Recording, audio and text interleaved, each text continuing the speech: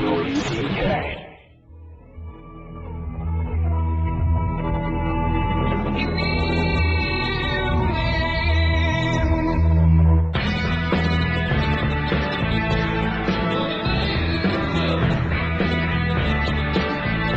Hello, this is Louis CK. I'm on the virus. Saturday night, 9 p.m. in the East Coast. That's Led Zeppelin. Turn it up a little bit. I used to get very high and listen to this. I used to smoke a lot of pot with my face, and the mouth part especially. I used to make marijuana pot go into my body, and I used to just sit in a chair. Turn it down a little because this is cacophonous and horrible and cunty. All right, turn it off, the music. Just turn it off. Don't fade it out. Just turn it off. Oh, this is gonna. I'm in a bad mood right now. I really am. This is my goal tonight. It's 9 p.m. Whoever is listening right now, my goal is that you fucking turn the channel before 9:10. Okay? You bunch of fucking radio listening cunts.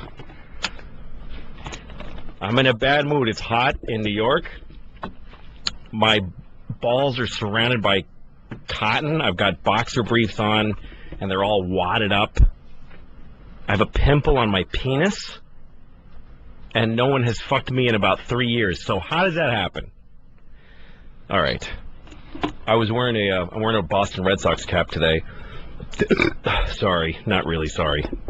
I'm wearing a Boston Red Sox cap, and people are looking at me. I'm in New York City, so I'm on the subway, and people are looking at me. And I forget I'm wearing the cap. So to me, people are just looking at the top of my head and grimacing, and I don't know why. And then all of a sudden I realize, oh, it's because I have a Red Sox cap on. And there's people really looking at me like, fuck you, because I have a baseball cap on with another team's logo. And I just want to shit right in their mouths, because you know what? I shit on the New York Yankees and the Red Sox. It's just fucking baseball. And it's a... You know what, man? Nobody black played for the New York Yankees till 1955. That was 8 years after Jackie Robinson started playing. Why do I hear phones ringing? Is that already somebody calling to say, get off the air, you fat, redheaded faggot? Nobody played for the Red Sox who was black until 1959, 12 years after Jackie Robinson. So all these teams should have changed their names at some point. Because everybody's supposed to love Yankees tradition. They should say post. They should say Yankees pre-no-nigger baseball and Yankees post-no-nigger baseball. That's what the Major League Baseball should be called. Major League We Let Niggers Play Now Baseball. And I'm not going to say N-word, because I think that's the most offensive thing in the world. Because white people saying N-word, which I hear like on CNN, like white newscaster ladies saying N-word, but you're saying nigger. You're putting the word nigger in the listener's head, and yet you're saying N-word. So you're trying to get away with something. All right, I don't know. I don't know what I'm doing. Led Zeppelin, marijuana. I did a lot of drugs when I was a kid, and now I'm a father of two, and I'm fat and I'm bald, and I have 2 Vicodin in my backpack that I got at a dentist appointment 5 years ago. I have 5-year-old Vicodin that is still my emergency, I need to be high drug. That's how sad life gets when you age and you get older and you have children. I wish I was still a teenager smoking pot and just sitting on a chair going, my mom's a cunt. I don't think I ever called her a cunt. And not even in my head. My mom's not a... she could even be listening. I don't know. You know what, though?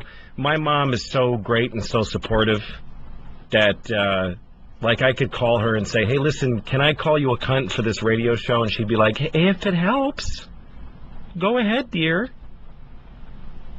Anyway, I think Give out the phone number? Okay, he just held up a piece of paper that says give out the phone number. Is it this little thing right here? Yes, the one with the phone number on it. All right. Oh, now you're being sarcastic. It's the lowest form of shit humor. You should die in a fucking AIDS accident. That's the thing where a lot of AIDS crashes into some other AIDS and it splatters everywhere and it goes in your mouth. 866-969-1969. Call that number if you want to talk to me about anything. I'll talk to you. If you want to call and have a word with Louis CK, that's the number. Don't you like when I talk about myself like I'm in the other room? Oh, I got calls already. Kevin. Okay, let's hear what Kevin has to say. Kevin. Somebody just kill your babbling ass. What's that? Somebody kill your babbling ass already. Are you going to kill me, really? No, I wish somebody would kill you. Wow, you backed down really fast. That's really sad, Kevin. It's like, I'm going to kill you, man. Really? Well, I wish somebody would. Hey, I'm not going to do it. I wish somebody would do it. I know. I do, too, Kevin. All right. You have a good night, then, buddy. You too. Take care of yourself. Okay, this one? Yeah. That's how I call. All right, folks, just bear in mind that there's no reason why this would go well. Kevin from Philly now. Let's see. Kevin from Philadelphia. I'm assuming that Philly is short for Philadelphia. Yep. How you doing, Kevin? I'm doing all right. Just want to say I'm a big fan of you, Louis, and I'm African American. I totally agree with everything you're saying about the L-word or nigga or niggas, whatever you want to say. You got a hood chance to say it, so keep on doing your thing, Louis. All right, man. I will continue to say nigger instead of the N-word. All right, Philly, Kevin, whatever your name is. Thanks, pal. All right. Let's see. Fred from Minnesota. I have to try to be more specific on this show after a few phone calls. But go ahead, Fred. What's up? Hey, Louis, how's it going? I'm all right. To say hi and. That's great, man. That's a big contribution. I know. Goodbye. See you later. See, this is what I do. I ask people to call, and then I shut them down. Alex from Virginia, just hi. Oh, go ahead. Go ahead, Alex. Hey, man, what's happening? Good. How are you? Yeah, I'm good. How long are you on the radio for tonight? Is this your first time doing this? This is my first time doing this, and I'm doing this for 3 hours. And it's a solo gig tonight. It's just me sitting in a room with a laptop that has phone numbers on people's names on it. Dude, I got a lot of respect for you, man, because I love O&A, but they got a lot of support with all the comedians. Mm-hmm. You got a lot of balls to do this yourself, man. It's a lot of time. I know. I have no business doing this. I have zero qualifications. You need What? Go ahead. Get on the phone and get some people in there and help you out, man. Get some, Patrice or whoever. Yeah, but see, if they were here, I wouldn't be scared. And it wouldn't be... there is potential for a huge fucking disaster here. Well, and that's what I'm enjoying. I think it's a good time to take those two Vicodin right about now. Both of them? Radio Gold. All right, man. I might have to send out the kid for rum, so we'll see. Right. Thanks, Alex. Okay, Dan from Nebraska. I can't just take calls the whole time, but a couple more. Dan from Nebraska, what's up, motherfucker? You fucking... Hey, motherfuckers. How are you? Hey, you're a funny phone bitch. Big fan of Lucky Louie, and wanted to see what you had planned for the future. Well, TV shows. Lucky Louie's gone. HBO shoved it clear up their asses. And I am not. I'm just a comedian now. I might do another show like Lucky Louie, but somewhere else. That's the plan. That's what I'm trying to do. But we love it when we love it when you're on the show, and big fan of yours. Thanks, man. All right, Dan. What are you driving? You're driving around. Where are you? I'm in Nebraska on my way to Portland, Oregon. So you're on a highway? Yes, sir. Are you a truck driver? Yes, sir. Hey, blow your horn really loud just to bum people out on the road around you.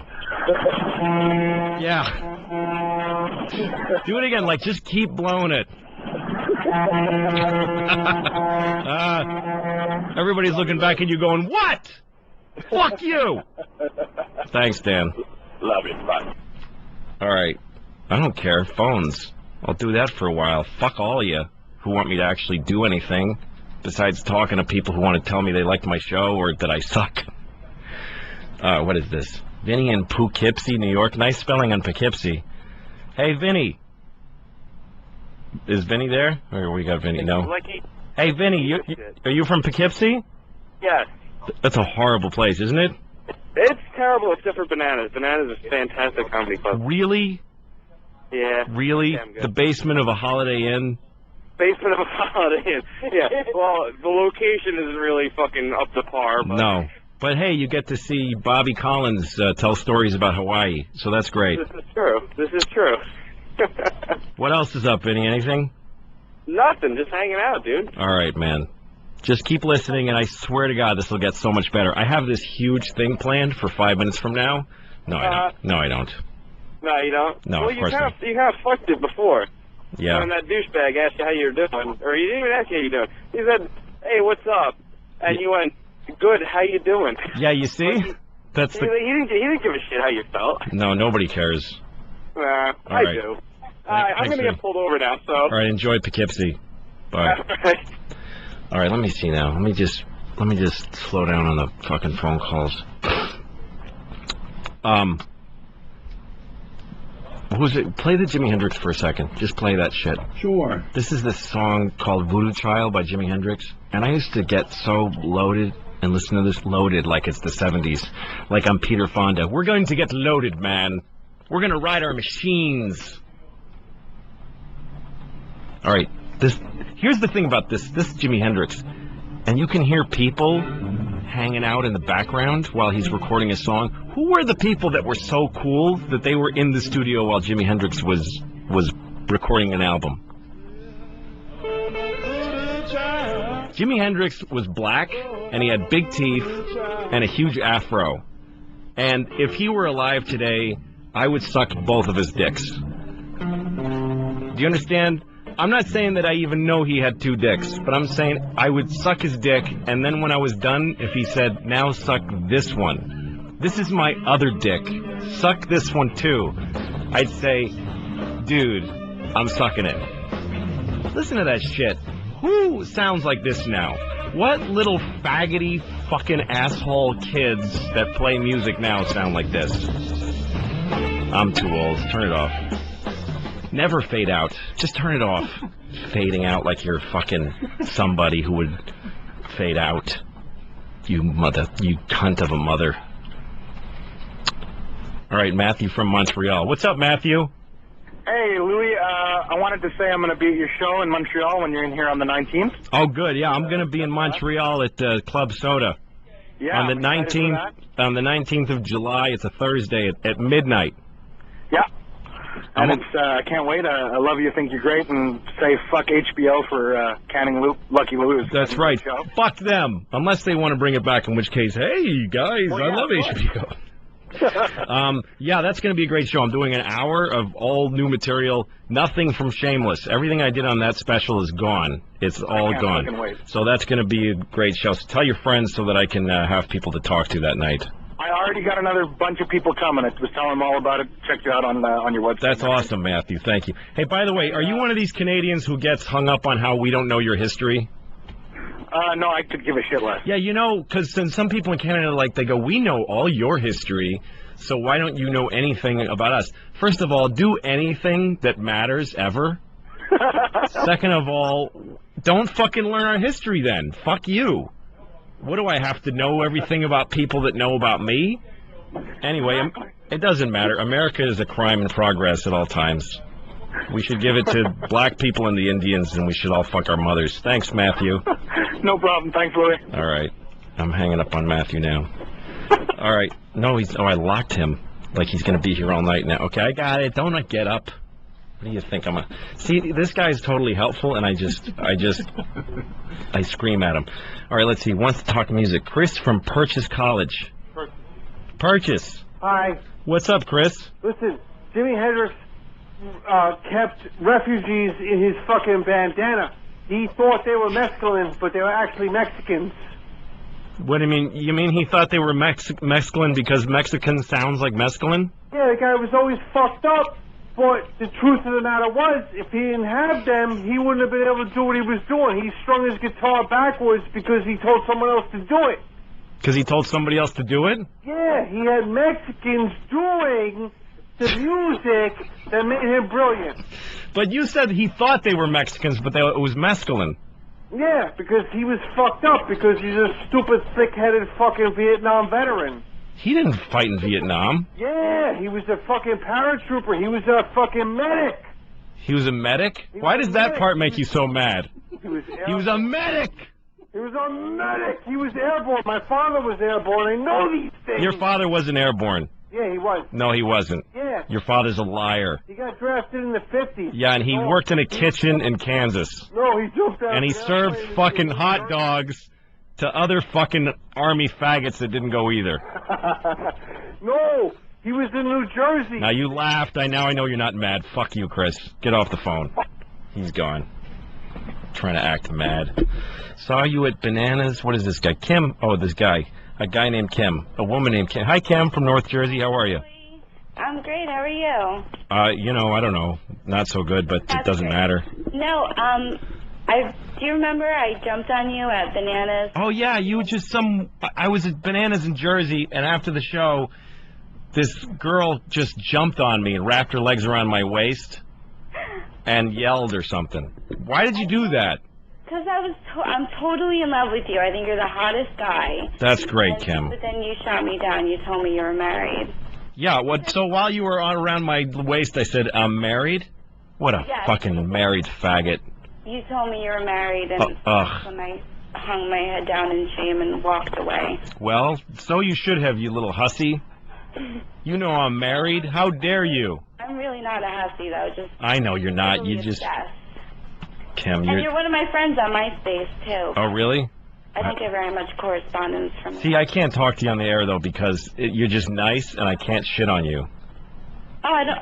I'm really not into that, but... Yeah. You know... Okay.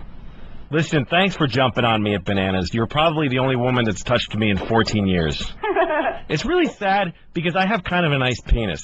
It's sort of big, but I might as well rip it off and put it out in an ashtray. Well, you can give it to me if you want. All right, I'll send it to you in a little baggie.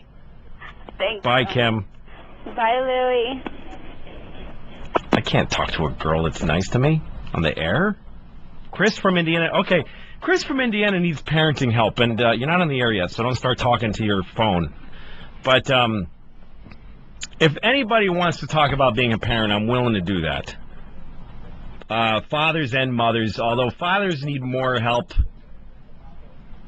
Because it's not our natural state to hang around. We're supposed to fuck a woman and then go fuck another woman.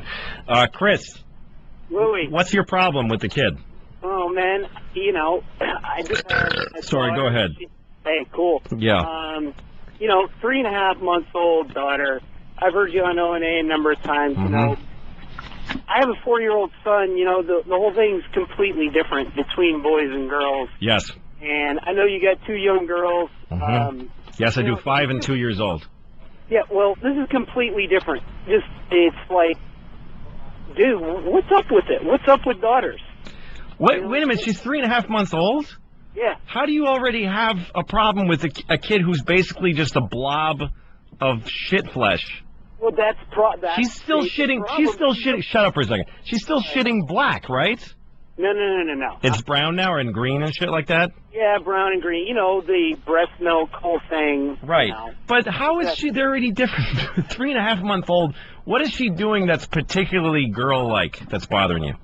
She's fucking high maintenance, dude. I mean, she's completely high maintenance. Doesn't shut up. Doesn't sleep. I work. I have a job, so I'm going on like 3 hours worth of sleep every damn day. Sure. Sure. And my son, trust me, no picnic, okay, when he was young, but certainly much more so than the daughter. Love her to death. But she's a why did you have a baby if you wanted to sleep? That's a good point. Yeah, here's the thing. You had a baby. You've got a fucking being in your house who doesn't know how to sleep, doesn't know how to shut the fuck up. What is she going to shut up? What is a 3.5-month-old actually going to think? This guy's working really hard. I got to give him a break. She's a fucking stupid baby. And she's going to be stupid for a long time. But if she's on the tip that long, give me a half hour. All right? Throw me a bone. Nobody's going to throw you any bone. You had a child. You made cum come out of your dick into your fucking wife. And a baby happened. Yeah. And now you can't sleep. So, no world pearls of wisdom from you. There's nothing. No, this is it, man. Just fucking don't expect it to get better all of a sudden. Just sleep when you can. Sleep on the weekends. Don't hang out with your friends. I don't hang out with my friends, dude. Okay, good. You know what? Listening to you, as many times as I've heard you on ONA, I am so like you. I used to play golf and, kind of have a life outside of, marriage life. But I gave that shit up when my son was born, pretty much, and I got no regrets for it because I have a good time with them. They're a lot of fun at times. But here, I hear you, man. I'm just being overly harsh with you, but you just have to give in to the fact that your life is going to be fucking monstrous for a while, and then it'll get better when she's 15. And she starts blowing the neighbor. Excuse me, it's going to get better when she's 15? No, I don't know. I only have a 5 and 2-year-old. I don't know anything. Yeah, well, I know nothing. All I know is 2's a hell of a lot worse than 1. Yeah. It's hard. It's a hard thing to do. The thing that drives me crazy are parents that want results from their kids as if they're a product. Like people that hit their kids because that quieted them. Like, what did you have a fucking kid for?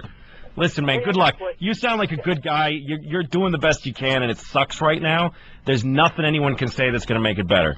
Hey, by the way, I thought of you today because my daughter finally had a shit that went up her cunt. That's terrific, man. Yeah. And God bless America.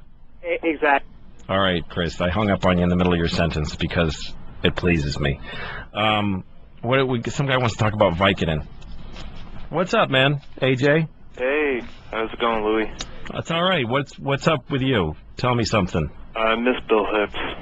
You miss Bill Hicks? Yeah. He was a funny guy. Yeah, it makes me sad. But, he's dead now. You know, that Vicodin you got, if you crush it up and you snort it, it's kind of like, smoking a bunch of joints, except it's completely different. I never tried snorting Vicodin before. I don't like snorting things. Yeah. Yes, I do. Why did I just say that? I'll try it. Thanks, AJ. All right, man. He waited a long time to say that to me. That really makes me sad. Not really. Okay. Doug in New Jersey. What's up your ass? Louis, love you. Love the show. Thank you, Doug. I was just wondering who you were going to vote for in the 08 election. Oh, fuck, I don't know. I think they're all cunts. Get this redheaded jackass off the radio! I'm not cutting you off. Keep yelling. I'm not cutting you off. Keep yelling. Why did he hang up? That's all he's got. Does he really? Was that like a... Here's the thing. It's clear this is a total train wreck. Why would anybody bother to call to say this guy sucks? I'll give you that this sucks and that I suck. But hey, if you're actually calling to tell me that I suck, you're still listening.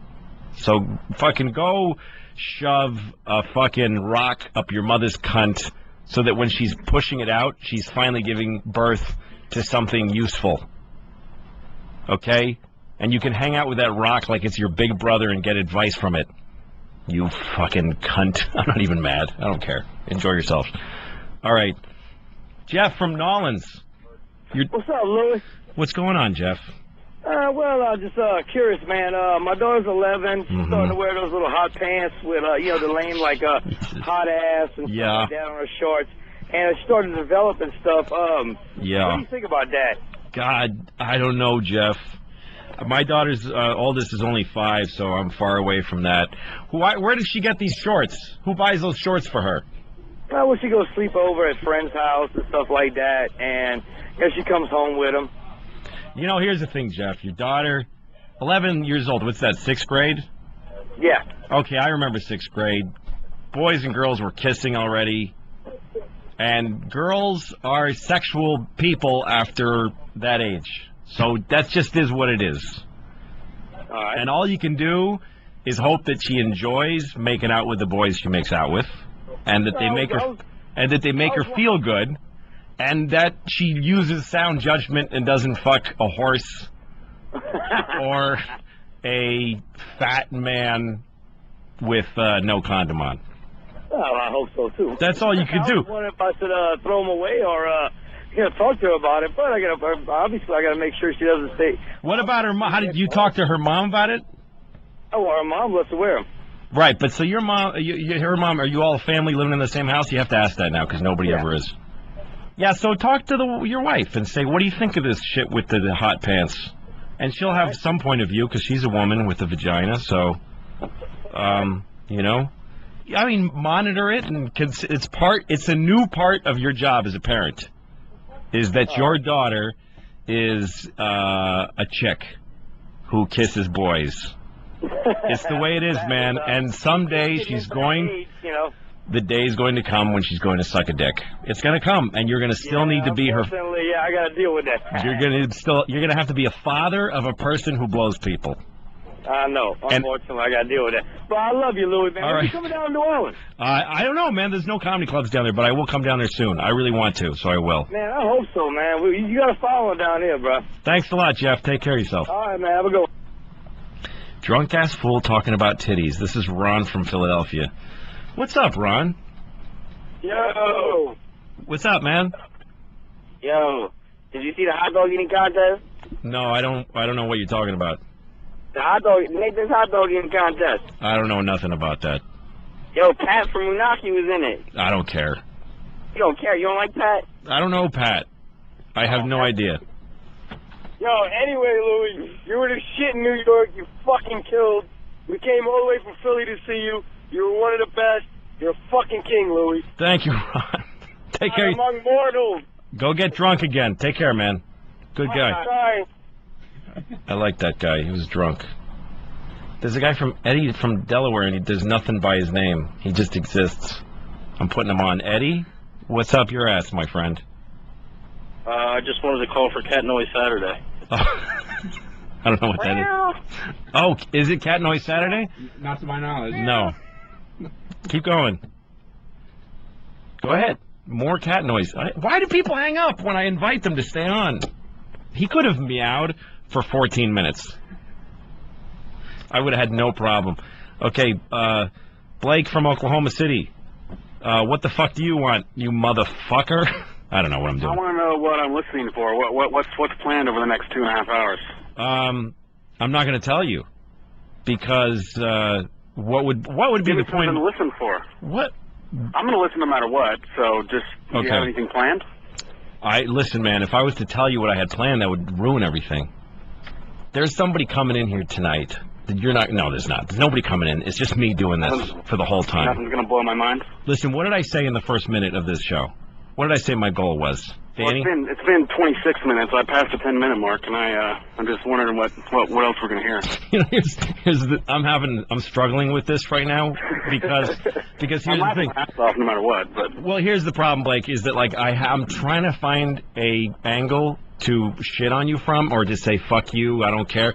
But the fact is, your concern is totally well-founded, and you sound like a completely level. You sound like me if I were listening. I'd want to call and say, could you just give me an idea if this is going to get better? Because I don't really want to waste my time. I want to give you the benefit of the doubt. I'm concerned for you because I don't want you to feel bad, but I want you also to know people are listening, people are laughing, but so don't feel bad about nothing going on. Oh, listen, this is just the way it's going to go, and hopefully it will develop, but I have no idea how. I really don't. I have no plan. It's just solo the whole night? The whole night, 3 fucking hours.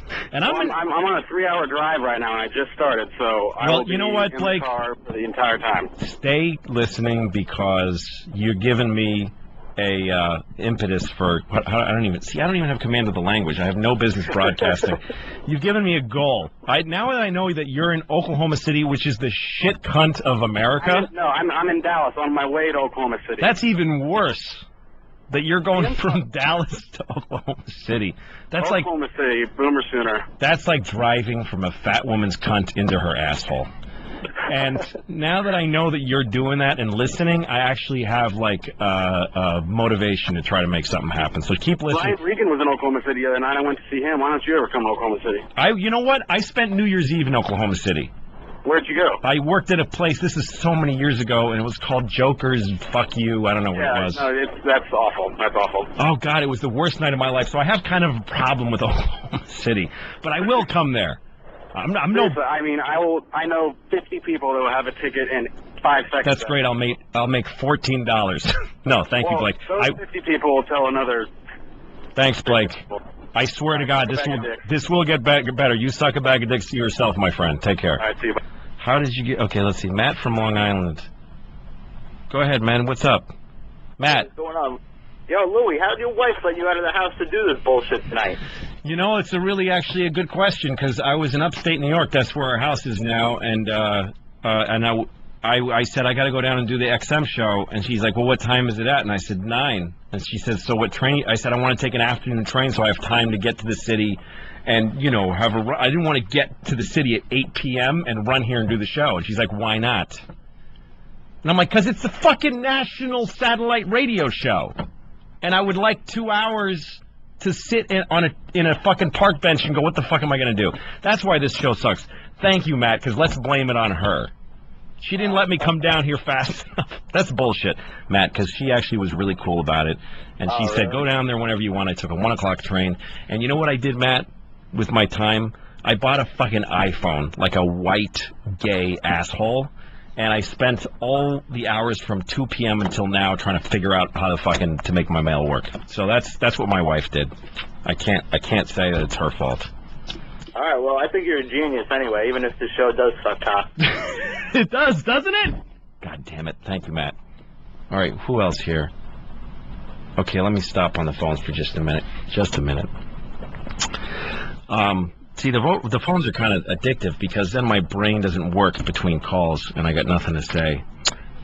All right, I'm going to take a call while I look at my fucking thing, okay? Somebody fucking come on. Penis ointment type person. Ryan from Texas, what's up your mother's ass? Yeah, in regards to what you were saying about the pimple on your penis earlier, I was wondering if you use, like, a special celebrity cream or is it... Don't make a fake voice. Don't make a fake voice.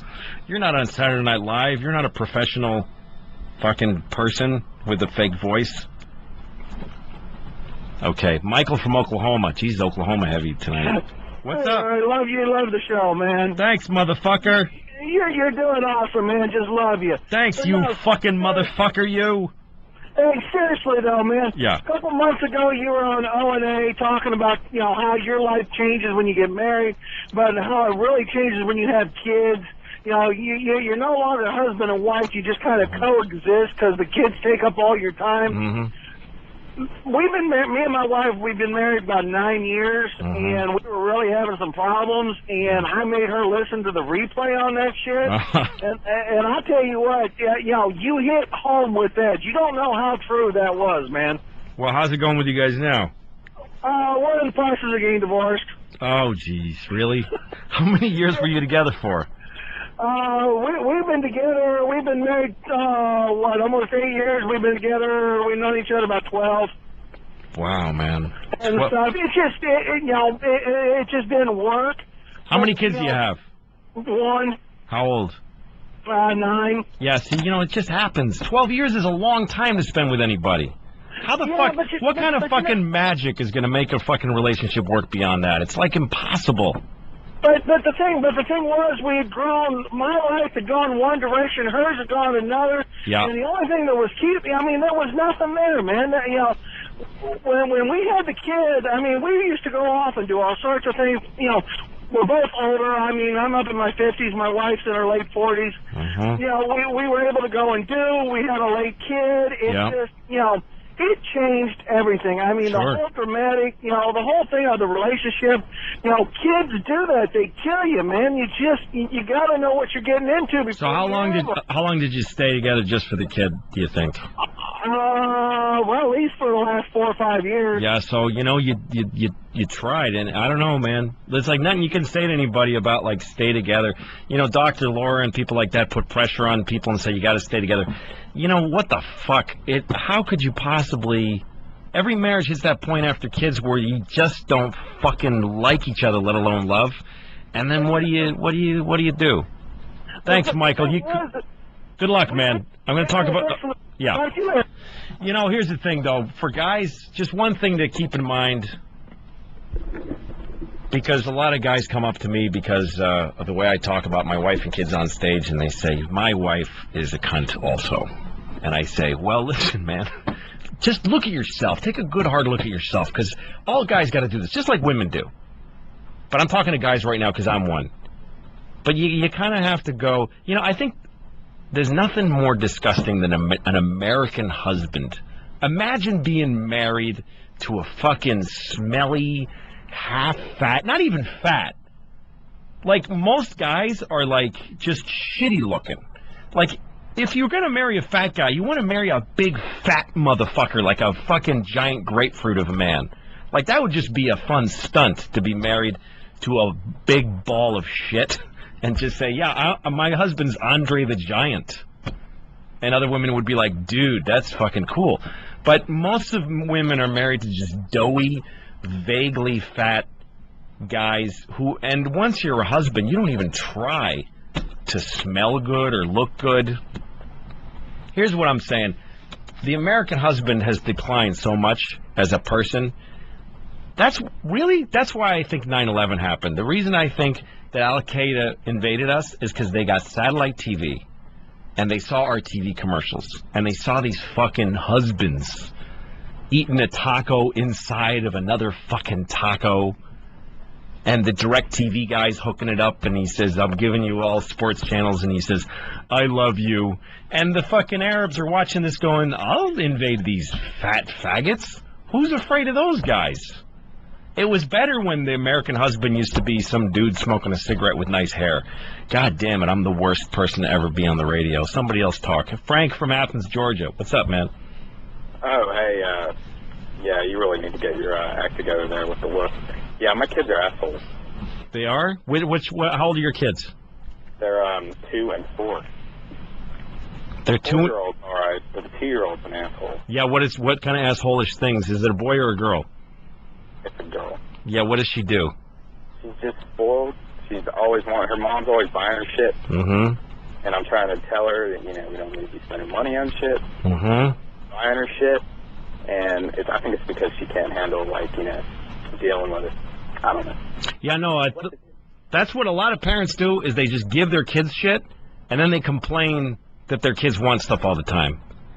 Yeah. Like, people that give their kids video games and then yell at them, get off the fucking video game. Don't give your kids a fucking video game. Don't let them watch television. Don't give them a million toys, and don't feed them sugar. Like, you ever been on an airplane and there's a kid on the plane with a fucking video game and a Mountain Dew? Yeah. How is he not going to turn into... Shut the fuck up when he's playing the video game. Yeah, exactly. But then he needs a video game in order to shut the fuck up. I need a video game to shut the fuck up on an airplane. Yeah. How about you? Well, you're a grown-up. So but barely. Yeah, I know. Good luck, Frank. Thanks. All right, Alex Jones. Alex Jones from Austin, Texas. What's the thing with you? Talk. Make your face make noise. Hey, how's it going? Am I on the air? No, you're not. I'm just pulling you aside for a second. I want to find out what you want to talk about first. Okay, I'm into conspiracy, and I figured since you didn't have nothing else to do on this show, why not talk about conspiracy? Okay, so if I put you on the air, what do you want? What are you going to say? What are you going to ask me about? Aliens in control of the planet. Aliens are in control of the planet. Chemtrails, fluoride in the water, all that good stuff. What about fluoride in the water? What about that? It basically makes you very passive and kind of stupid. The Nazis figured it out. The Nazis figured it out? Yeah. How to make people passive. I don't know if I can put you on the air. I think it might be a mistake. Because that might upset people. Because fluoride is supposed to be good for your teeth. And if people find out that the Nazis put it in the water, they might get upset. Well, all I got to do is go buy a filter. Change your toothpaste. You there? I'm here, Alex. Okay, cool. All right, I'm not going to put you on the air, though. You can't be on the radio with that kind of thing. It's just going to upset people, and they're all going to kill themselves. Well, they won't kill themselves. Well, how do you know? You got to be a little more responsible with your ideas. Well, it's worth looking into. What if it's true? You got a good point, man. I'm not going to put you on the air, though, okay? All right, good night, man. Fucking moron. Okay, let's see. What do we got here? Okay, what does this guy want? Steve from New York City, what do you want? Hey, Louie. I'm about 15 blocks away right now. I work in radio. I'm not doing anything tonight, so if you want a co-host or somebody to find some material for you, I'd be happy to do it. I think that's very generous of you, but I'd rather shit in a hat and wear it for the rest of my life. Thanks, Steve. 3-year-old terror, what do I do? Okay, hey, guy in New York City, you got a kid and she's a terror? He? Yeah, her name's Alexandra. She drives a wedge between me and my wife. I love her to death. She's a great kid, but she just freaks out constantly and screams until you give in, and I just fight with her constantly. What makes you, what do you give in? Give me an example of you giving in. An example, I'll say, don't do that or I'm going to take that away. And she'll do it, I'll take it, and then my wife will say, don't do that, you're torturing her, and I give it back to her like a chump. Have you ever talked to your wife about this? Yeah, she's just stubborn. My wife is thick. But here's the thing. Just try this. And I don't care if this is boring for listeners because this is important for you to know. Take your wife aside later. Don't fucking, because I know what happens. She says, give it to her, and you turn to your wife and say, what the fuck did you do that for? And she says, well, you're torturing the kid. And the kid goes, nah. And then you just leave the room and go drink a beer and shit in your own mouth for the rest of your life, right? Well, basically. So try this, man. Just next time you're sitting with your wife watching fucking Dancing with the Cunts or whatever it is, just turn to her and say, can I talk to you for a second? And she'll go, what? And say, don't say what like that. Just listen. Maybe I have something to say. And turn off the TV. And say, okay. Listen, when I try to discipline the kid or try to bring consequences to her for what she does, please don't undercut me. Can you see how that's a drag? And your wife's going to argue with you. But, it's happened numerous times. Yeah, but don't do it in the heat of the moment. You got to do it at a time where you're not fighting, when everything's cool. You got to bring it up out of nowhere when everything's okay and establish a fucking... here's the thing. Being a parent, it's like being at war. And the way that we do it, it's as if we were a platoon in the army that didn't even, kneel down and draw some pictures in the sand with a rock and here, you go here and you go there. If you're a platoon, you're going to take a building or something full of brown people that you want to kill. You have to draw a picture of the building in the sand. And you say, you go here, and Johnson, you go here, and all that kind of thing, right? Right. Otherwise, it would just be like, let's just go get the building. And then people are shooting at you, and you're going, you fucking idiot, go over there, and yelling at each other. That's what parents do. So you need to actually set some time aside and decide, when I say, stop that or I'll take that away, you've got to fucking back me up. And if she has a better plan, let her come up with it. Right, no, of course. And if your kid is declining in behavior instead of getting better, then one of you is fucking wrong. So you got to work that shit out. But never back down. Never. Once you tell your daughter this is going to be the consequence, and explain to your kid too, these are consequences. This is what happens when. Don't just say no, you can't have it because I said so. You got to explain to her, I told you not to do that. You're still doing it. This is the consequences that you lose this thing, you little motherfucker. Okay? All right, Louie. Thanks for the advice. Hey, loved you at the O&A virus. Thanks, man. Those are great shows. I enjoy those tremendously. Okay. Why are you passing out? Jared from Texas. Tell me what's on your mind. Hey, I was just wondering why you passed on Alex Jones. He sounds a little wacky. Yeah. But once you can hear what he has to say, it starts to make a little sense. Right, but why? So why didn't I put him on the air? Is what you're asking? Well, I mean, I understand why you didn't put him on the air. But he was on the air. He was on the air. But how do you think you heard him? Well, of course. Here's the thing. I thought the guy might have some interesting theories, but I thought for my own edification, it was more entertaining to let him think that he's not on the air, even though he was. It was a cheap joke, and I did it, and it's over. Sorry, I'd ruined the bit. God damn it. You didn't ruin anything, Jared. You're a better man than I am. God bless you. Right. Louis. Yeah, what? Are you ever going to come down into the Austin area with any of your fellow comedian friends? Yeah, I might come to Austin. We're looking for a theater right now. I don't know which one I'm going to do yet. But I'm going to come to Austin probably early next year.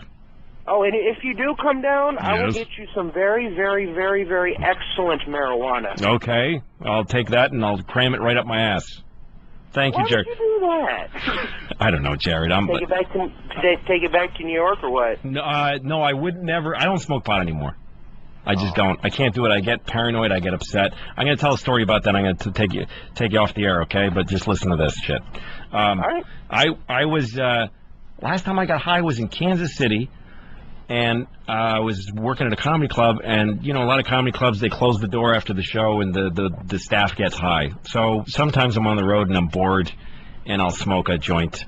But I get so fucking high now that I can't handle it. And I was in my car, just sitting at I remember I was at a McDonald's drive-thru eating my food at the window and listening to the radio. Like, I just remember that moment that I'm eating the burger and listening to the radio, and I look over to my left, and the lady's looking at me like, why are you still fucking here? That's how high I was. I'm a very bad person. Gator from North Carolina. Oh, shit. And you just gave my wife ammunition, you cocksucker. You see? You cocksucker. I mean, it's bad enough I go home a week ago and she's watching Oprah, some fucking doctor on there telling her, for every 30 pounds you lose, you find 3 inches. For every 30 pounds you lose what? Every 30 pounds you lose, you got to find 3 inches of cock.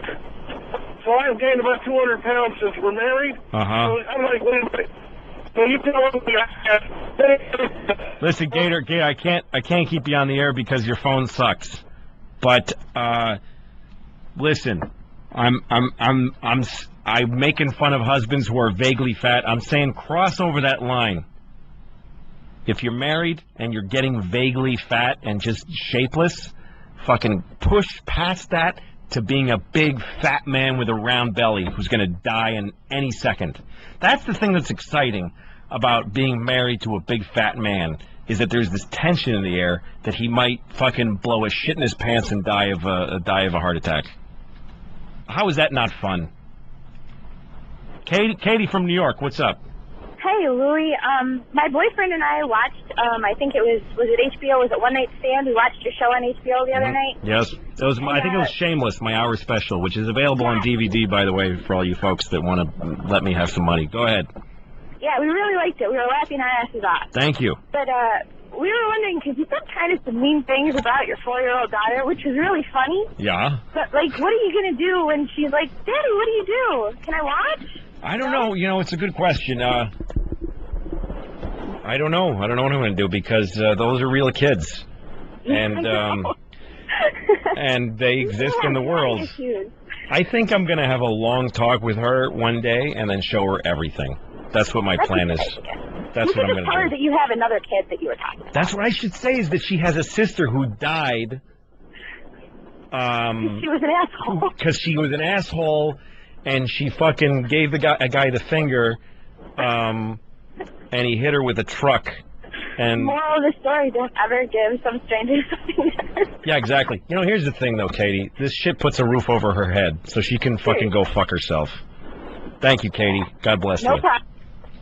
All right, somebody that's been on for too long on hold. Rob from Long Island.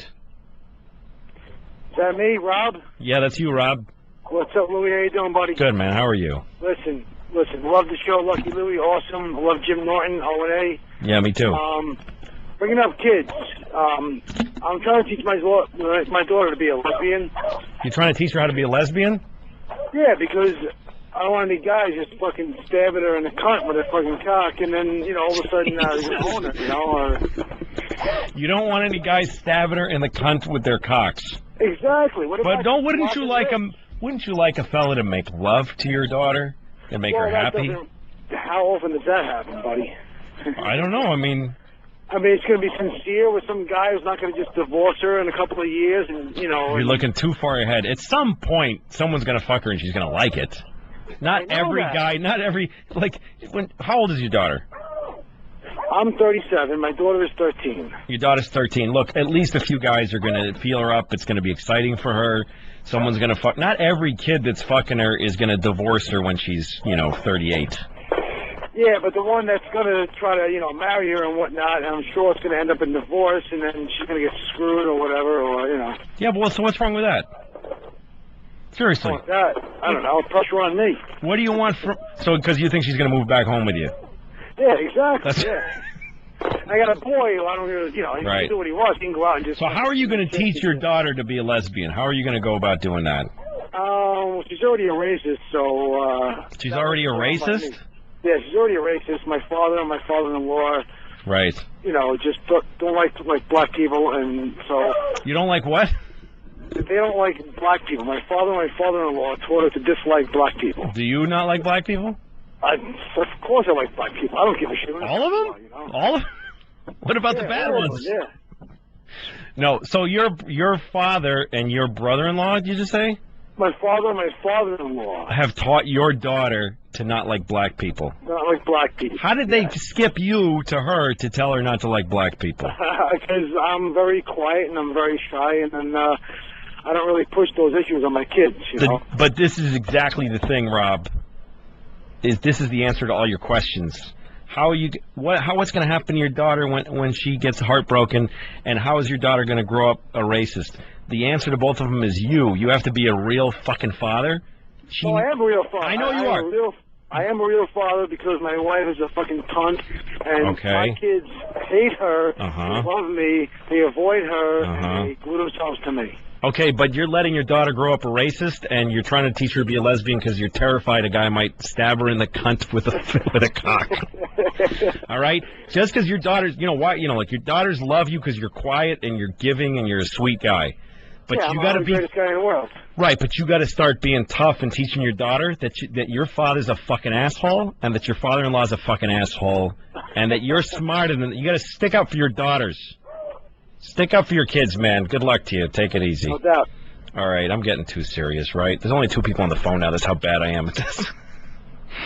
Let's just clear out this shit. John from Appen. Where are you from? I can't read it on the thing. You said John? Yes, you, John. What's up? Yeah, from Aspen. Anyway, first of all, thank you for saying that stuff about the N-word. That always bugs shit out of me. They're niggers, whatever. I have a 14-year-old daughter who... The point of the N-word thing was not that they're niggers. The point is, if you're saying N-word, you're saying nigger. So just fucking fess up to it. That's what I meant. All right, go ahead. All right, 2 weeks ago, I caught my 14-year-old daughter with her boyfriend on my bed. Obviously, having intercourse. How would you have dealt with that? She's 14. How would you have dealt with the guy, and how would you have dealt with your daughter? Well, let me ask you. No, your daughters are young, but I mean, what would? Well, look, I don't know because I'm not there yet. But let me ask you this: you said obviously they're having intercourse. Are you sure? How do you know that? Because they were naked on the bed, and his dick was inside of her. Okay. I thought maybe you walked in and they were half naked, and you assumed. No, there was no guessing about it. Is he her boyfriend? Are they close? Have they been together a long time? They've been together for maybe a year. I don't know, man. I mean, she's fucking 14. I mean, I didn't have sex till 17, 18 at least. And how old is he? We're the same age. How old is he? Yeah. 15, I think. I guess I would have closed the door and said, "Go put your clothes on and come out here." I mean, the only thing, nothing like yelling and screaming and showing rage and cutting his dick off and eating it. None of those things help. Hitting her in the head with a pipe and then hanging yourself with a weight machine. None of those things help. What do you say in the talk when you sit down with her? Do you say... I mean, I think you ask them, what are you guys doing and what do you think of what you're doing? You could get pregnant. Are you using a condom? Were they using a condom? Yeah, they were. All right, well, That somehow made me happy, but... You know how serious this is? Yeah, it should make you happy. You want to ask them, what this means that you did this? This is a big deal. It's grown up stuff. I think maybe you call the kid's parents and tell his parents. You know what I mean? Yeah. You got to face it. You just got to deal with it and face it. I don't know, man, though. You got to call an audible on a situation like that. My wife just freaked the fuck out and didn't know what to do, and I was trying to calm her down and tell her what we should do, and I don't really have much of a clue. No, you don't, but at least you're wondering what to do. If you just react with your own personal emotions, you're failing your kid, I think. Yeah, I think you got to try something. Try to, not just be upset and make her think that fucking is bad for daddy and mommy. That's like the last thing that she needs. Good luck, man. This is turning into a kid, how to have kids show. That's all right. I don't care. Let's give it a shot. We're going to have a break right now. whatever that means. I don't know what happens during the break, but I'll be back. And if anybody's still listening, I'm gonna keep doing this. I'll try to talk without calls a little bit if I can think of something to say. Everybody out there, I fucked all your mothers. Thank you for listening. I'm coming back in a minute or two. This is Louis CK on the O&A Virus program, show, channel, XM. Hey, this is Louis CK. It's Louis CK.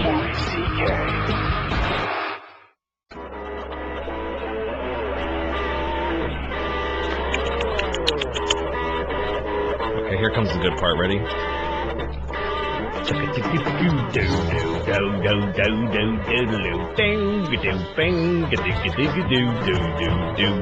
Wouldn't you like to listen to this the whole time? I mean, me going doom doom doodle. All right, turn it down. He's still fading the fucking song. Oh, AIDS into your eyes. All right, folks, here's the deal.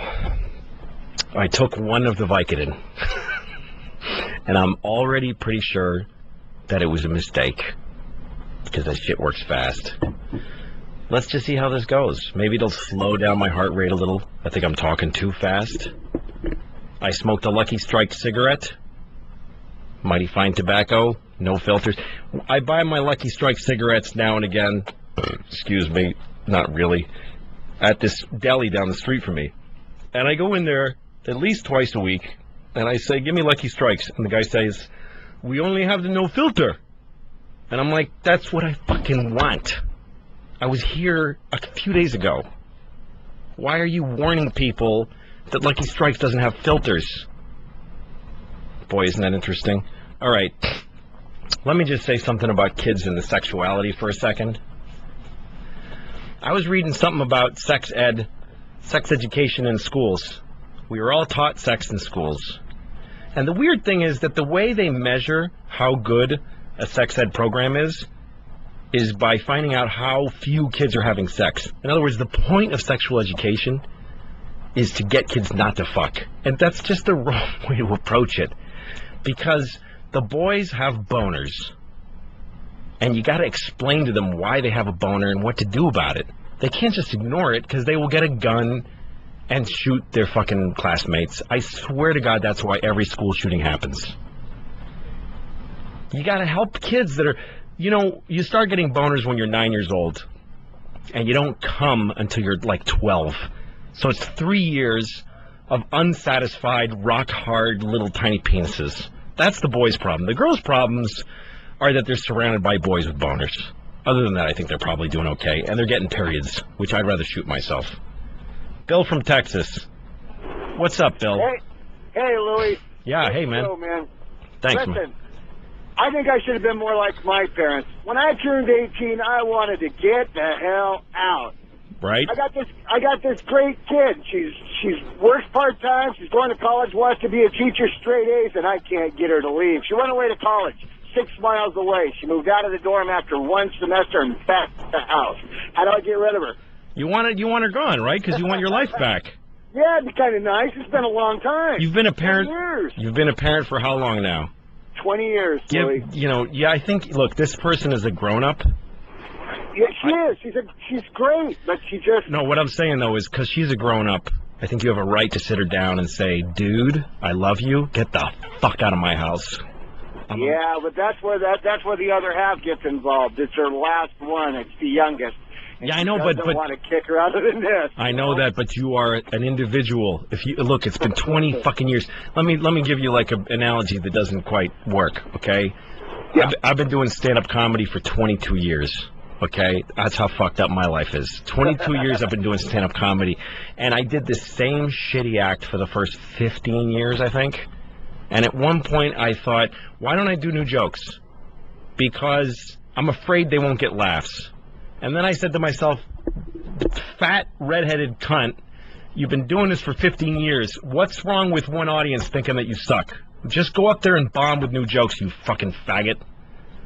What I'm saying is you've been for 20 years listening to your wife and letting her tell you what to say to your daughter, right? If you've earned anything, it's the right to sit your daughter down without telling the mother about it. Take your daughter for a beer. Shit. And say to her, Listen, this is between you and me, and she'll feel fucking special that you told her this. Say, I'm a guy. You know guys. You fucked a couple of guys, probably. Listen, I need my life back. I don't want a girl living in my house anymore. If you leave for 2 years, next time I see you, I will cry my balls off. All right, Louis. Get her the fuck out of the house. Good luck, man. What is it? This guy says, used to hate Louis. Corbett from Georgia? Yeah, that's me. Go ahead, man. You used to hate me? Well, I hated you up until tonight. I'm starting to dig on you now a little bit, man. When did you hate me? What did I do? I love that there is a person in the world who I never heard of who hates me. Tell me it wasn't really that personal that I hated you. Yeah. I just kind of felt like it was just a gimmick to deal with your wife or anything, because, I'm cooped up with my wife 24/7. We got a pretty decent relationship, so I thought everything was a gimmick, but I've heard you tonight talking, and, I don't know, you've been really honest tonight. I like the fact that you came on the radio right away and said, hey, this is, probably going to suck, and you won't like the first 10 minutes, and, of course, I'm stuck glued to the radio, of course, from that point on, but, I just liked your honesty and everything, and, I've listened to you on O&A before, and I found myself on opposite sides of of differing opinions from what you have, and I don't know, I'm really starting to like it, though. Oh, thanks, man. Well, keep listening. Enjoy the show, man. All right. Take it easy. Stay honest, man. Okay. I won't say anything I don't mean tonight, or I'm just not gonna. It's not worth it anymore. So I will try to be honest. Donna's been on hold for 15 minutes. Poor woman from Georgia, 13-year-old daughter. What's up, Donna? Not much. That's great news. Go ahead and talk. Tell me something. My 13-year-old daughter. Your 13-year-old daughter. That's it. She waited on. She just hung up. She was on hold for 15 minutes. Donna, if you're listening, just call back, because you sounded interesting. You sounded unlike people that I know in the world, for some reason. 24 minutes. Jessica from Long Island's been on hold. What's up, Hello? Jessica? Hey, what's up? Hi. We're actually calling to tell you that we think you're really funny. Me and my husband are in the car right now. Oh, great. Thanks, guys. We loved your show, and we love your comedy because we could totally relate to it, because we pretty much have to take like 4 Vicodin a day to get through our day with our 2-year-old son. Yeah, now be careful with that shit, because it's highly addictive.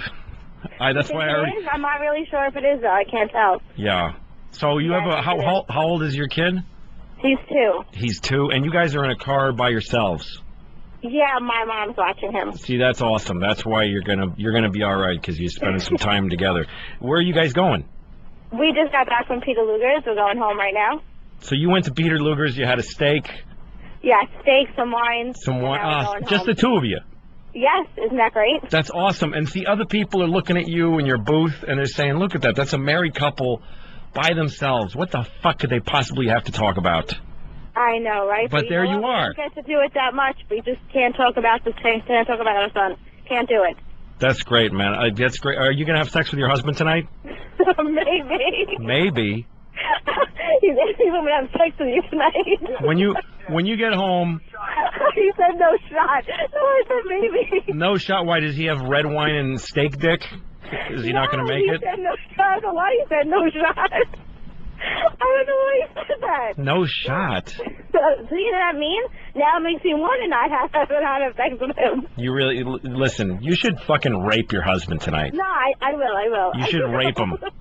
Just fucking sit on his limp dick and smash it into your pussy. I'm so. That's real man rape. If he's hard, it's not rape. That's what the important thing here. You need to just bash your pussy into his fucking... Okay, I'm really embarrassed right now. I can't do that. Embarrassed? The fuck? Just do it. Just mush it against his ball. Rape his balls. Yeah, I'm gonna do that. Exactly that. Rape his balls. All right, Jessica. Good luck with that. All right. So.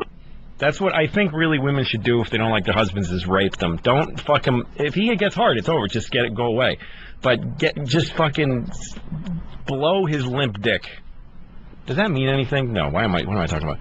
All right, Josh from New Mexico. What happened to you? Hey. Tell me your story, man. How's it going, Louis? I have no idea. I'm a big fan. Thank you. Hey, I took a Vicodin. I'm starting to feel it. Okay. I talked to Patrice about the situation. It was a little different. Did you hear how he dismissed that? I said I took a Vicodin. He goes, yeah, okay. Listen, I talked to Patrice. Go ahead, Josh. What's up? You talked to Patrice about this. What happened? Yeah, it's evolved since then. Back then, she just got pregnant, but right now, we're moving in. Should I marry her just because we're having a kid together? Why get? What would be the point of marrying her? It's just old rules, I guess. Does she want to get married? She wants to get married. Her family wants us to get married. Fuck the family. Fuck the family. They're not living in your house with the fucking shitty kid and the two of you yelling at each other. Fuck everybody else but the two of you and this fucking awful thing that's going to come out of her vagina. So should I feel bad whenever she says, you have to marry me? Yeah, because... Can I tell her no? How do you feel about her? Do you like her? Do you love her? Yeah, I love her, but I'm not ready for a marriage. But you're going to have a kid and live together.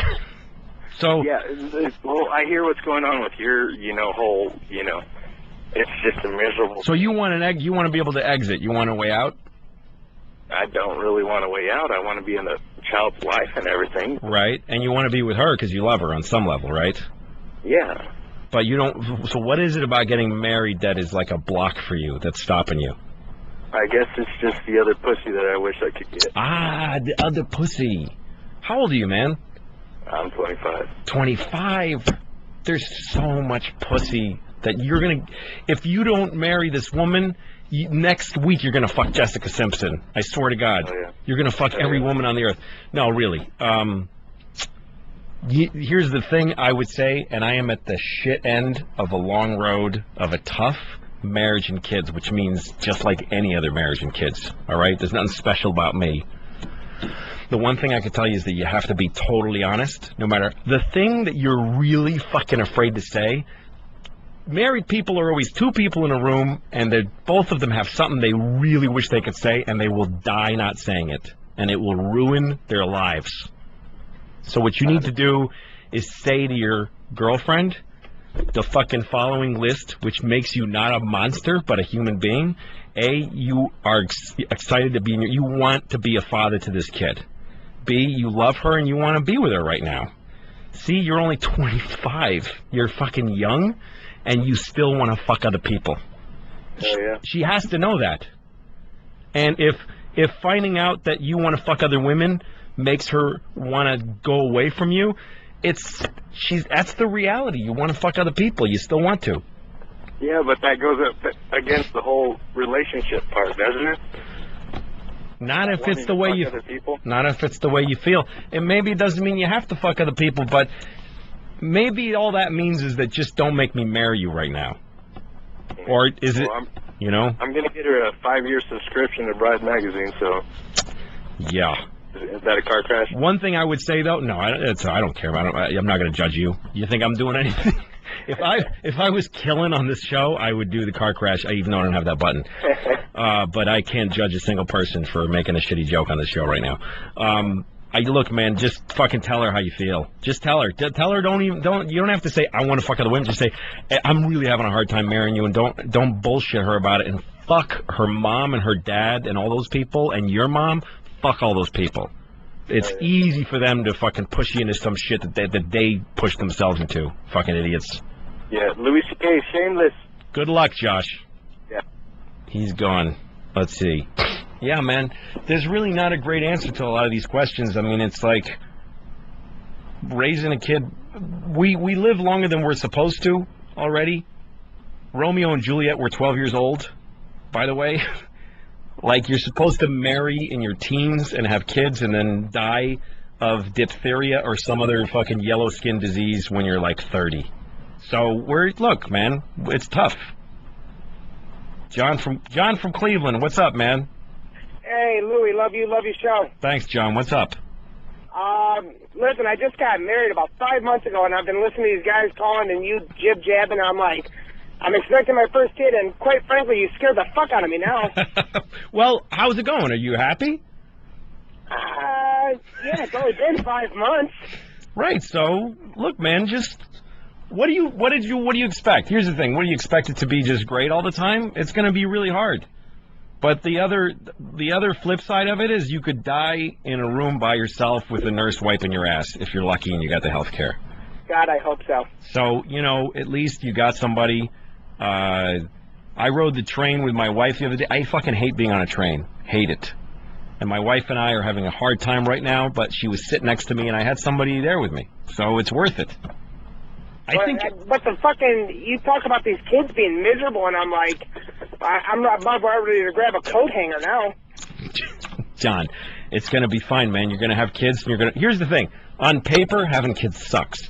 You can't sleep. You have to touch shit with your hands. You have to fucking argue with someone who is completely unreasonable. That's your wife and your kid. Right. And there's no end in sight until either the kid or you dies. So on paper it sucks, but what drives you is that it's your kid, and having a kid is amazing. It's great. I hope you're right, man. Thank you. Good luck. Whatever. How bad is this show so far? Oh, I'm enjoying it, folks. So if you're not, you know what to do. Sharon, I don't know where you're from, but say something. Where? What? I'm from Franklin Square, Long Island. All right. Well, go ahead and say some words with your face. Well, first of all, you're on Vicodin, correct? Yeah, I took one. 750 milligrams. What did you take one for?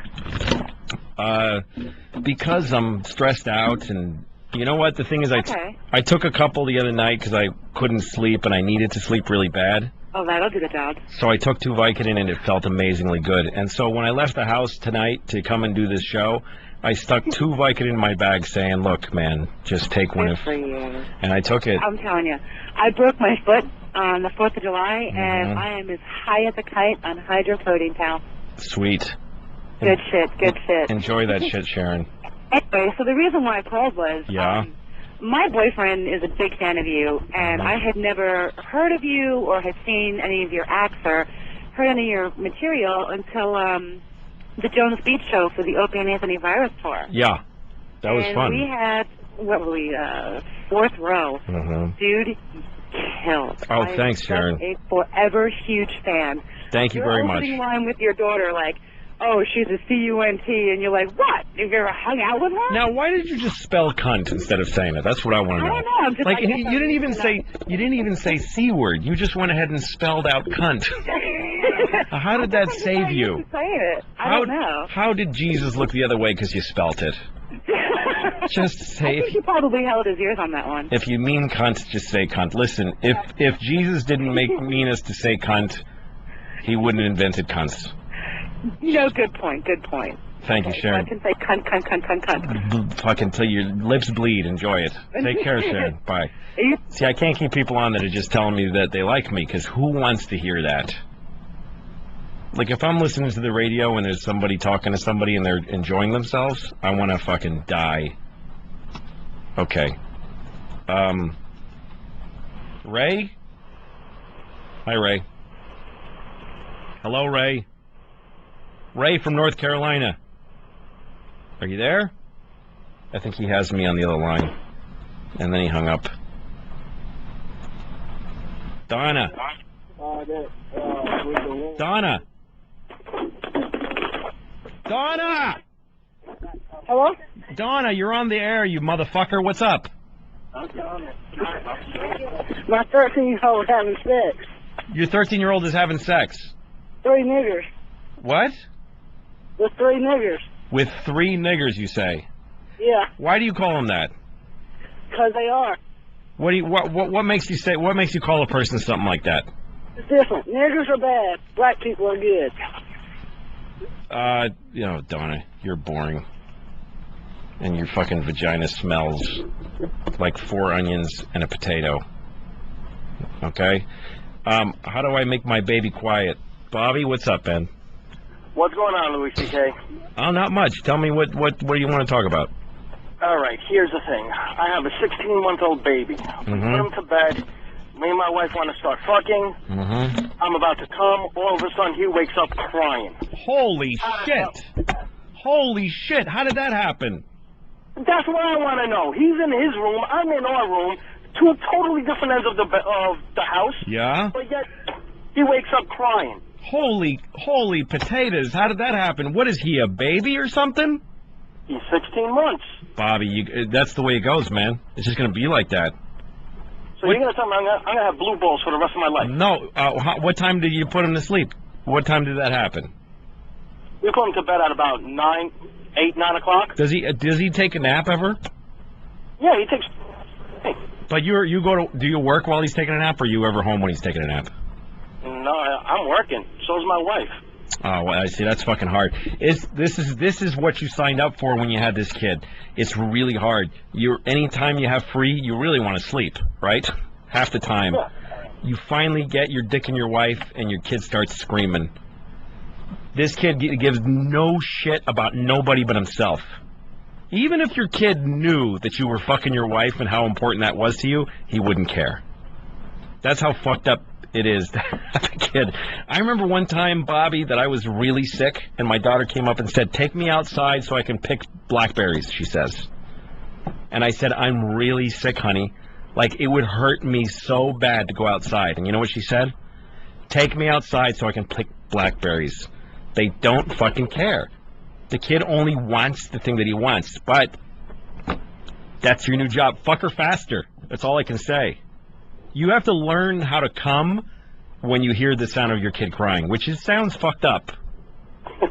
But if you want to come, that's what you got to do. When your wife says, "I'm getting up," fucking hold her down and get the jizz out. And Not a problem. Then let the kid cry for a while, by the way. Let him cry. We do. Good. But after a while, it gets too annoying. Right. Well, look, he's scared. Imagine being only on the earth for fucking a year and 2 months, and you wake up, you're in a dark room, you don't know where your parents are, and you start screaming, and one of them comes up with a belly full of jizz and says, "Shut up." It's tough. It's tough for everybody in the whole family. But there's nothing I can do to make it easier for you except for that it does. How old is this? Your first kid? Yes, it is. It totally gets easier. They start sleeping longer. It just gets easier. You're going to turn a corner, and you're going to start fucking your wife again. Look, man, I'm impressed your guys are fucking with a 16-month-old kid. I'm impressed that you want to, and that your wife wants to, and that you're getting it done. You're way ahead of the game. So, good luck, man. He's gone. Who else needs dating advice? What the fuck would I know about dating? Tony from Arkansas. What's up, man? What's up, Louis? Man, I'm 29 years old, pretty good-looking guy. Yeah, it says you. Live in a college town. Yes. I fuck these average skanks whenever I just kind of meet up with them through mutual friends or whatever. But whenever I'm at the coolest bars and stuff, and there's 8.5, 9s walking around, ass everywhere, I just can't talk to them. How can I get over the hump? I know you're a shapeless, out of shape faggot, but yep. And I never was good at that, but I don't know, there's something about the fact that you look at the women that you fuck as skanks, and then there's these women that are beyond your reach for you. There's something weird about that. It's all in your head, you know. Like, if you just thought of yourself differently, you'd be able to go up to one of those women and say, "Listen, I got 10 minutes to fuck you, come out to my car," and she'd fuck you. But, what is it about 8.5s and 9s? Why do guys feel like they gotta fuck women with rock hard asses? Do you enjoy the skanks, quote unquote, that you fuck? Is that enjoyable? yeah, but it's not something that I would want to take around with me. You know, I'm like a girlfriend type. So you want a girl that you can kind of show off and stuff? Yeah. Try. But they don't have to be a 9. But I'm just saying that's just an example of how can I get. Where do you go? You're going to bars in Arkansas and trying to meet women, right? Yeah. Go to the library and find a girl and start talking to her. If you're at a bar, imagine this for a second. Try to put yourself in the shoes of a 9.5 or 8 or whatever you call these women. Like, imagine being a hot girl at a bar. How fucking weird is she? Like, what is her life? She puts on some sexy clothes. She works out to keep her body fit, and then she hangs around a bar and hopes some guy will talk to her. I mean, what kind of a fucked up weird existence is that shit? I mean, what do you do? What do you do? You work? Yeah. What is your job? I own a landscape company. Yeah, so you own a company. You are an owner of a company, right? You are a guy with an identity. You're looking at women that, like, she's some fucking woman, a hot chick at a bar. Who the fuck would want to be that? Who would want to talk to that? You know what you should do is find a woman that owns a company like you, and you guys will fucking connect like a motherfucker. Like, go find... Okay, well, stay at the library. Stay at the library. It doesn't have to be the bar. Stay at the library. I'm a faggot when it comes to just coming up to girls. Well, that's because, again, what would you have in common with some chick at a bar that hopes some guy will maybe fuck her, take her around in his Camaro or whatever people are driving now? I'm too old. Yeah. Just why? What would you have to say to that girl? Hey, you're hot. You want to suck my? Like, what would you have to say? Don't put her on a pedestal. Fucking some chick at a bar with a hot ass. What is interesting about that? But if you found a girl who looks pretty damn good, who does something like what you do, who's like a person with an identity, who has like a company or whatever, and then you guys would just start fucking talking, and that would be so exciting that you'd want to suck her pussy and vice versa. Right. All right, man. Good luck. All right, man. What do I know about getting laid? Jesus Christ, I can't even fuck my own wife. I can't even... I tried to... Patrice O'Neill said to me the other night, have you ever tried threesomes? This is the kind of advice I get from fucking single people who think they're going to fix my marriage. Patrice says, why don't you introduce your wife into the idea of having a threesome? Like, we don't even have twosomes. Okay? I'm having trouble talking my hand into jerking me off right now. And I'm telling a guy how to talk to women in a bar. Joe from Las Vegas, what's up, man? Hey, what's up, Louie? Not much. All right, well, I got a little ordeal. I just tapped into the show. I just got done doing a little bit of work on the side, and I'm hearing you giving out some advice about marriage here. That's right. Here's the deal. I've been engaged for 5 years next month.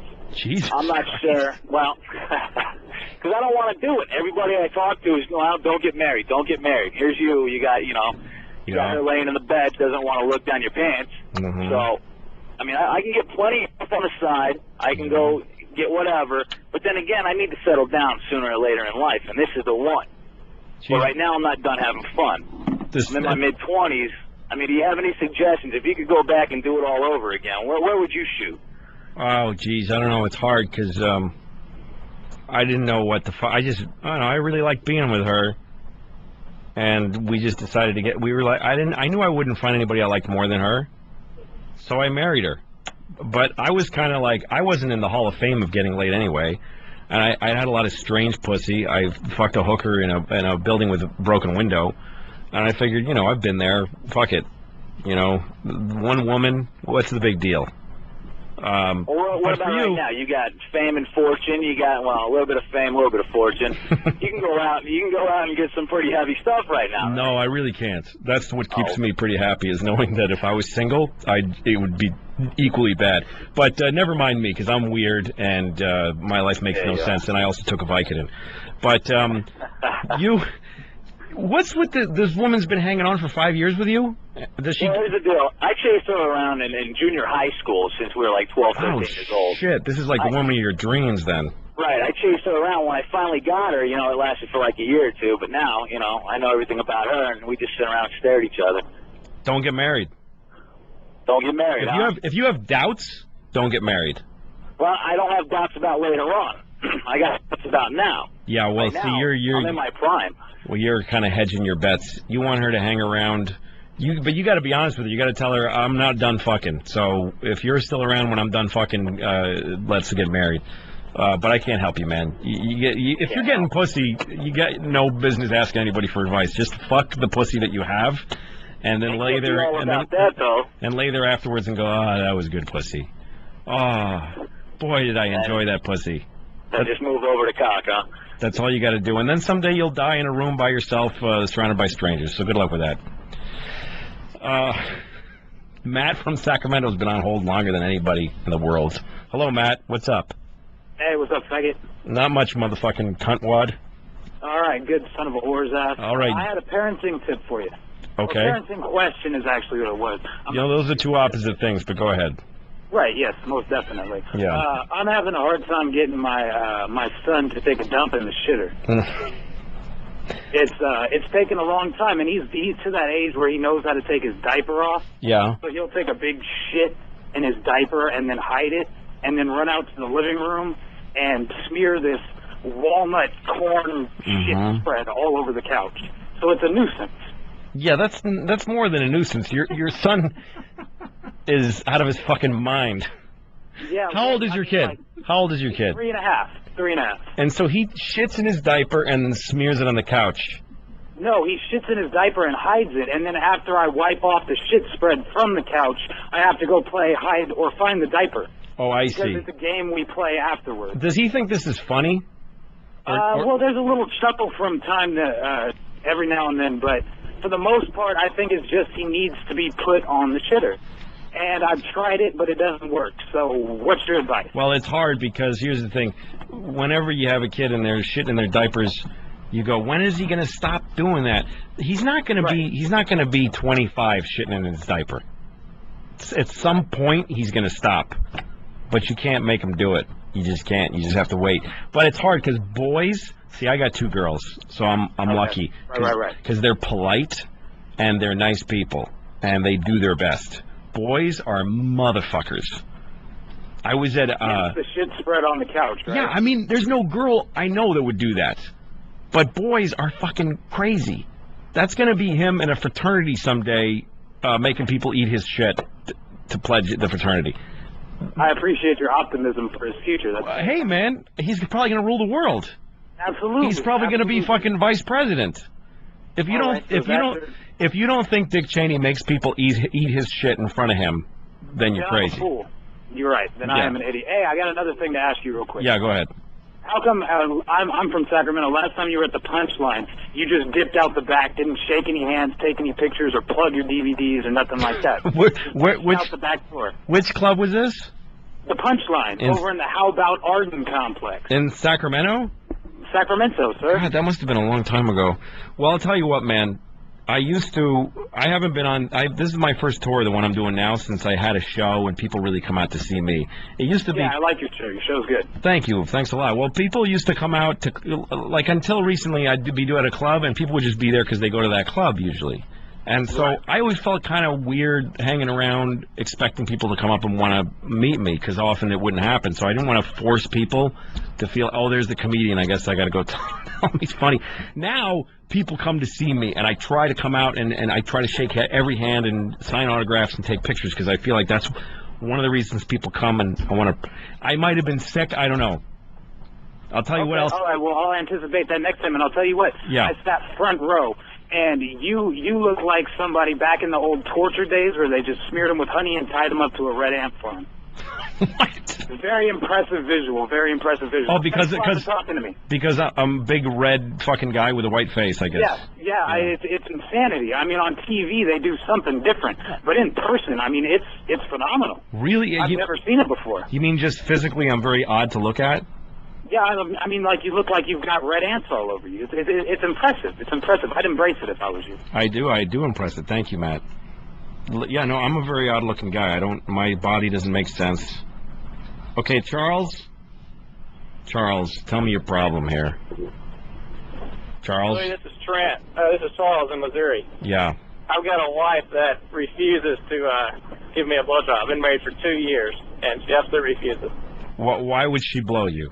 Give me one reason why she should blow you. Oh, we're unbelievable in bed. I mean, it's really, really good sex. Just no blowjobs, period. So the sex is great, but again, give me your reason why. Like, let me ask you something. If you were standing in front of yourself, would you suck your own dick? If I was drunk. If you were what? If I was drunk and I could, I probably would. Well, give me a reason why a person who isn't you would blow you. I mean, it's a big thing to ask somebody. Right. I don't know. That's a tough question. Here's the thing, man. I'm a decent-looking guy. I've got a great-looking wife. You guys have been married for 2 years? 2 years. How often do you have sex? We got married. That was the end of it. How often do you? Three times a week. Jeez, that's pretty good, man. Not complaining about that. And do you think that does she have sex with you usually because she really likes it, or because she's doing it for you because it's her womanly duty? No, only because she really likes her. She's a really good faker. You ever ask her why she doesn't want to blow you? You ever ask her that question? She thinks it's disgusting. There it is, man. I asked. I was like, what the hell? I mean. So she used to blow you, and she thought it was disgusting, but you were dating, and she did it because she thought she should. Is that the thing? Exactly. Yeah. And now she doesn't want to. Married, it's over. It's all over. You know, how do you get past that? Because it would be like, imagine if you were working somewhere, and the guy, and it's a great job, and you love it, and you're making $1 million a year, and the guy says, I need you to start sucking my dick. If you hate sucking a dick, how do you get around that? You don't want her to do something that she hates doing, do you? He doesn't enjoy oral sex her way either, which is weird. I don't think that's so weird. Look, man, some people like different things. Some people like people shitting in their mouths. I don't understand that either. Some people find it gross to not have shit in their mouth. What are you going to do? Right. So, I don't know, man. I don't know how to tell somebody that, because I can totally identify with not wanting to blow people. So, what can you do? I think fucking the shit out of you 3 times a week is pretty much she's doing her job. That's the wife. I'll answer that for. All right, man. Take it easy. Appreciate it. Yeah, it's hard, man. I don't know. Here's the thing with blowjobs and marriage. I think that you fuck each other when you're married because you should and because you need to keep each other happy. But for a woman to want to blow a guy, she needs to really love the guy and everything about it. She needs to get past the sweatiness of his balls. She needs to get past so much. I don't know. You know what my advice would be for the guy if he's still listening is you got to spend a week doing shit that you don't want to do to make her happy. Not even just doing what she asks you to do, but think of shit that you think she would like. You have no idea how much power that has. If you approach it right, it is easier to get laid when you're married than it is when you're single. Because when you're single, you have to pick a girl up in a nice car. You got to take her somewhere. You got to go, oh, really? For an hour or 2. You have to fucking agree with shit you don't agree with. You have to dress nice. You have to dance a whole dance and think of what to say. And then even then, she's probably not going to fuck you, let alone blow you. But when you're married, if you fucking straighten up the magazines on the coffee table, she's going to suck your dick. Come home sometime when she's not home and do some shit in the house that she didn't even ask you to do, but you know would make her life easier, and she will drop to her knees and suck your dick. That's what I would say to people who want their wives to blow them with their cocks in the mouth. Jason from New York City. Hey, what's up, How you doing? I'm all right. What's up? I got a quick question for you. I'm married almost 5 years. I'm just curious. How do I get my wife to have anal sex? I don't know. I don't know your wife. I mean, I never fucked anyone in the ass, so I don't know. It's driving me nuts here. It's driving. You just have to fuck her in the ass. You're just dying to do it. The ass is so beautiful, Have you said that to her? I said it to her. I said it's beautiful. I've done anything and everything I could, but she still says no. You've done everything. Everything. I do. Just like you said before with the blowjobs. I fix up the magazines. I wipe down the table, take care of the kids. And she still won't let you put your dick in her ass and pound her fucking rectum. Dude, it's fucking do not enter over there. One-way street. I just don't. I don't know. Again, I don't know if I could say that that's a woman's obligation to let a man fuck her up the asshole. Listen, have you ever asked her this? Like the old thing when there's the old joke where you say to a woman, would you let me fuck you for $10 million? And she says yes. And then you say, would you let me fuck you for $100? And she says, what do you think, I'm a whore? And you go, well, we already established that. We're just negotiating price. You know that old joke? Well, so say to your wife, by the way, I think you got to turn off your radio because I think I hear myself. Can you do that? Yeah, I got you. Okay. So, say to your wife, just use your imagination, honey. What would have to happen for me to fuck you up the ass? Sky's the limit. Fucking give your mother a new house. Well, she already told me over her dead body that it would ever happen. That's what I'm trying to figure out. Okay, well, hey, there's a beginning. That if you killed her, you get to fuck her in the ass. I got to take a note of that. Try to go one thing short of that. Hey, maybe tell her. How about if how about if you gave her some drugs that knocked her like 15 Percocet or something safe? What if you got a guy like a anesthesiologist to put her under and you just fucked her in the ass and she woke up kind of uncomfortable? Just ask her that. That's one step back from over her dead body. You know, that's not a bad idea. I got a friend that's a dentist, you know? Hey, you're fucking halfway there, man. Get him to come over, put her under, you fuck her in the ass, you film it, you make some money. She never knows nothing. Does she go on the internet? Yeah, but she only email and plays games. Yeah, see? So you could have a fucking video of your wife, you banging her in the ass, you wouldn't even know it. But make the money with that, too. You but know? Seriously, try to get her to say a condition under which she'd let you fuck her in the ass, like $10 million, you know, some crazy thing, and then start negotiating from there. Good luck, man. I sincerely hope, Jason, that you fuck your wife very hard in the ass at least once before you both die. I really hope I do. Okay, I gotta man. give it to it. All right, thanks a lot, Bob. That's an interesting want. I never wanted that. Now I want to fuck my wife in the ass, but for all the wrong reasons. Like, not as a sexual thing. I just want to fuck her in the ass to get out some aggression. Hello, somebody from Delaware. I don't know your name, though. It's Tim, buddy. Hey, Tim, buddy. What's up? What's up, man? Love fucking Lucky Louie. Love Shameless. You're awesome, man. Thank you very much. Anyway, I'm at home now. Me and my girl have been together for 6 years. I'm 22 years old. We've been together since 10th grade. Amazing. And, what's up? That's amazing. Go ahead. Yeah, we're really happy together. Nothing wrong with the relationship. Sex life's awesome. Awesome.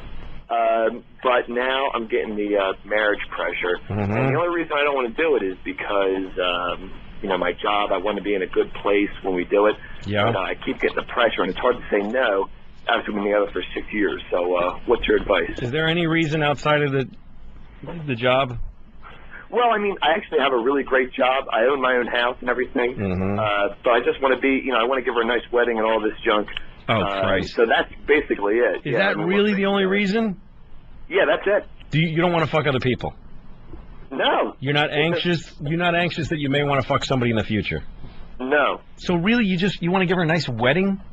That's it. Well, I want her to be secure, too. I want to... Well, so what's going to happen? You marry her, and then you think is going to happen? She's going to fucking die of starvation? Like, shit goes down the tubes, and, we don't have any money, and, we're living homeless. Do you really think that's going to happen? No, I'm exaggerating. No, you don't. But you know what I mean. So you're going to wait... You're going to wait till you hear about when people's marriages where they're, not happy because, all this shit's going wrong, I think might happen. Now it's great, but, what happens down the road, when, Because your life... bullshit starts happening. The rest of your life is going to be some great and some just shithouse shitty. Fucking shithouse shitty. It's going to happen to you. You're only 22. You might go through something where you get fired and you lose your insurance and your leg falls off and you got to walk around with one leg, or you get one of those shitty prosthetic legs. You ever seen those prosthetic legs that are just fucking ugly, kind of like fucking pale skin tone? And you've seen great legs. You've seen legs that work like a leg and have a nice Nike on the foot.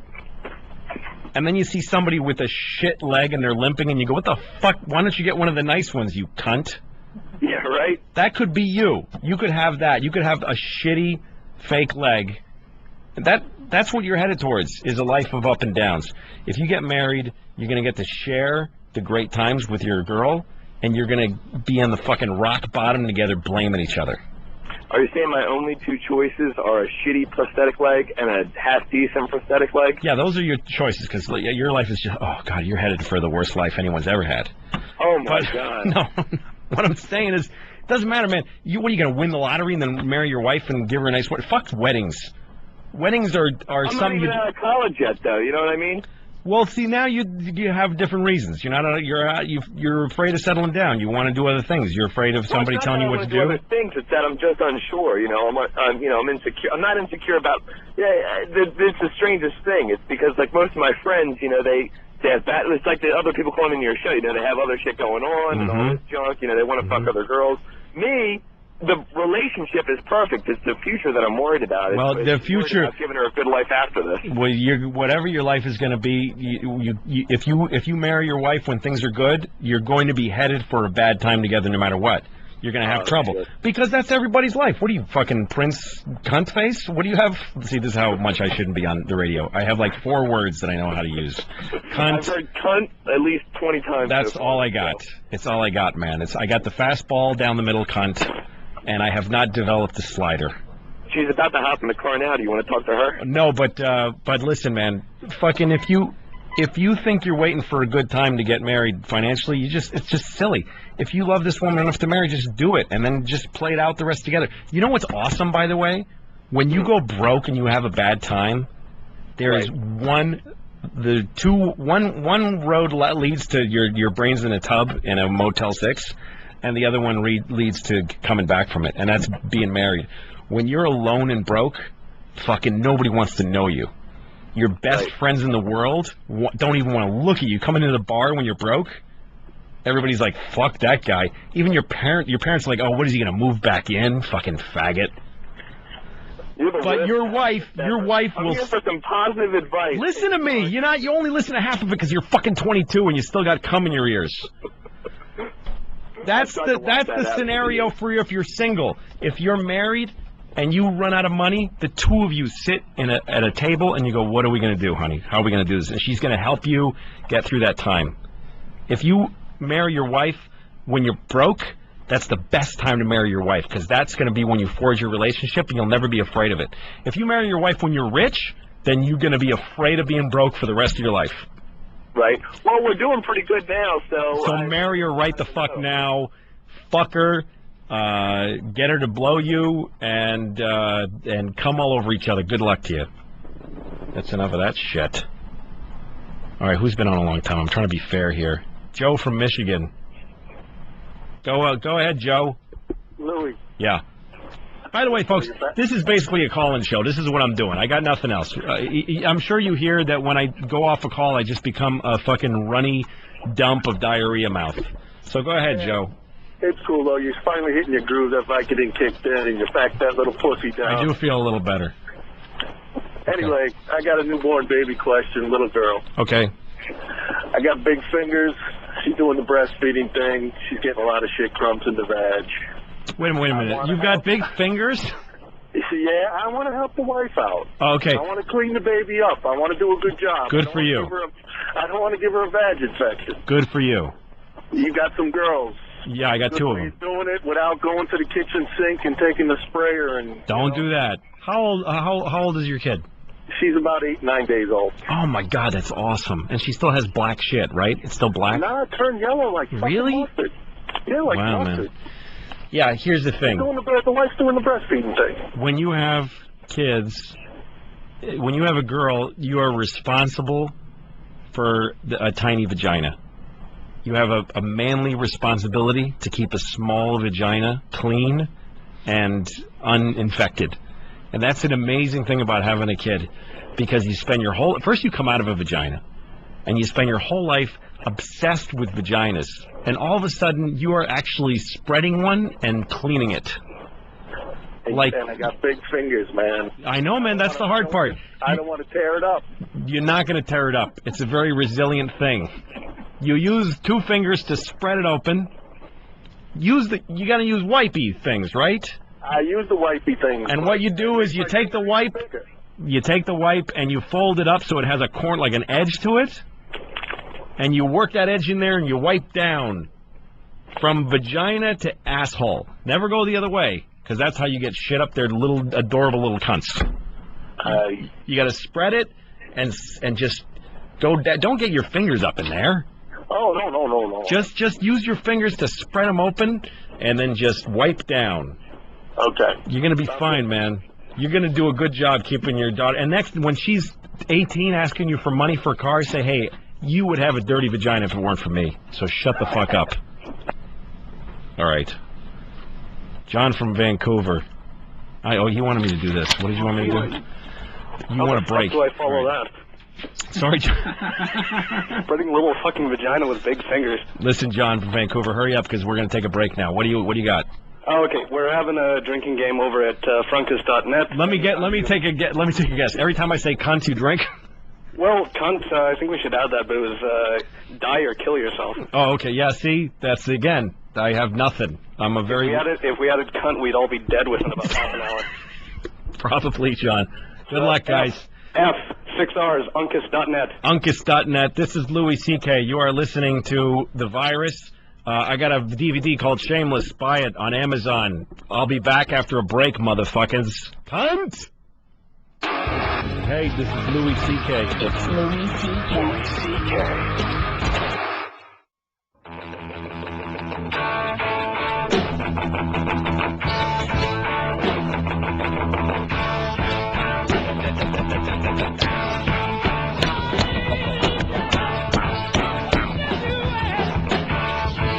Hello?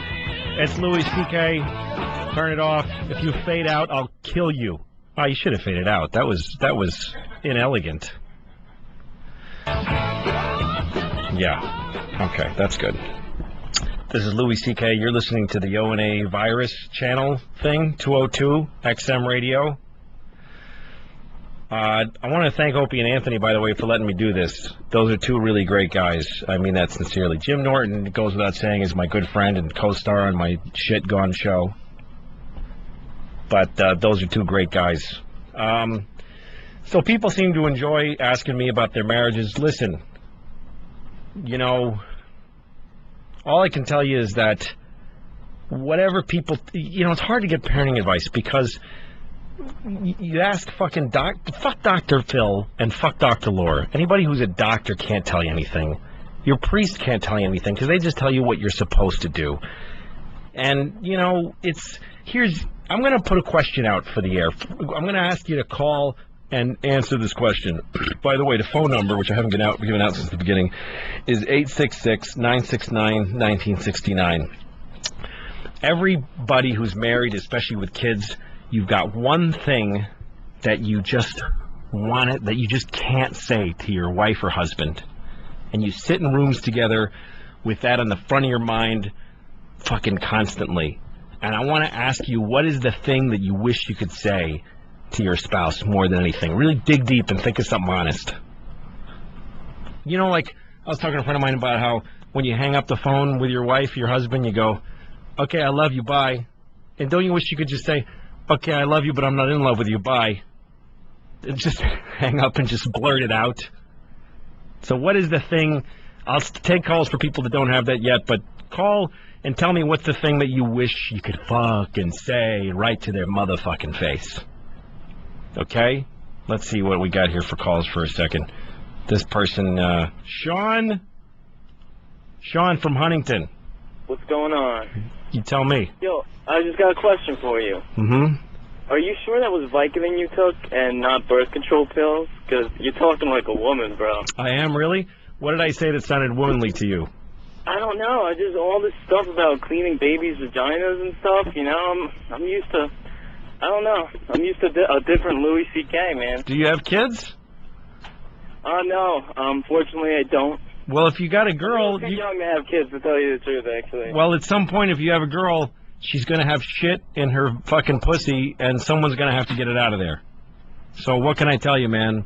I clean cunts. I got 2 of them. What can I do? No, normally, it's the one thing if you're using your tongue to do that. You think that's woman's work? Cleaning a vagina?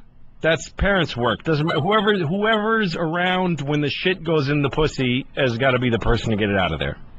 So, you know, what can I tell you, man? If that sounds womanly to you, then... No, you know what? No, I love you to death, bro. I'm just getting on your case, but, Yeah. I don't know, man. I want to hear some different shit, you know? I feel like I'm listening to Oprah right now. Really? Like, do I sound like No, it's not your fault, man. It's all your callers. Do I sound like a skinny black woman that should be fat if she loved herself? Yeah, no, she's not. Fucking her with her skinny body. Let the fat out. That's you, Oprah. Why are you staying skinny for all the fucking ugly men in the world? Just be a big fat black lady. Who would not want to be a big fat black lady? I know, I probably would. As long as I didn't catch shit for it. All right, Sean. Sorry if this is it.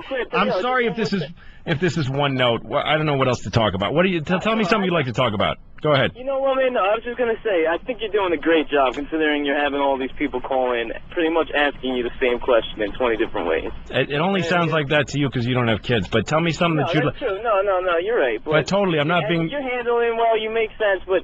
I don't know, man. Maybe next time, I'm hoping you're doing this again, because I love you to death. Thanks, man. Maybe bring, like, a newspaper. Oh, you want me to talk? Well, here's the thing. because I thought about what am I going to do on this show. Obviously, I didn't think it out to an actual idea, but I thought about, because that's what I have friends who do the radio. I say, what do you do? They say, we'll get the newspaper. Here's the thing. It's Saturday night. It's almost midnight. Fucking who had a crack at the newspaper? Fucking Jay Leno with his shitty jokes, Jon Stewart, Conan, fucking Jimmy Kimmel. It's like when I used to write for Conan, and I hated knowing what fucking Paris Hilton is doing and what fucking all these. Michael Jackson. I just don't give a shit about what's happening in the. America's just a shit cunt of a country, and I just don't care what's in the news. I really don't. Yeah, you know what? I feel you, but I feel like we need someone like you who will talk about it and use the word cunt. Okay, well, give me a topic, and I'll be glad to use cunt within that context. Oh man. Whew. Come on, Sean. Put me on the spot. What's been really bothering you lately? Tell me something that's really bugging you. I haven't gotten laid for some time. Yeah, you see? Everybody's got the same fucking problem. Yeah, no, it's very... Was that in the news? Was it on the front page of the Post that no one wants to suck your dick? No. You know what? Maybe it should be. Maybe then I could find someone to suck my dick. I think, you know what, man? Find a way to get it on the front page of the Post that you want to get blown. That's so possible.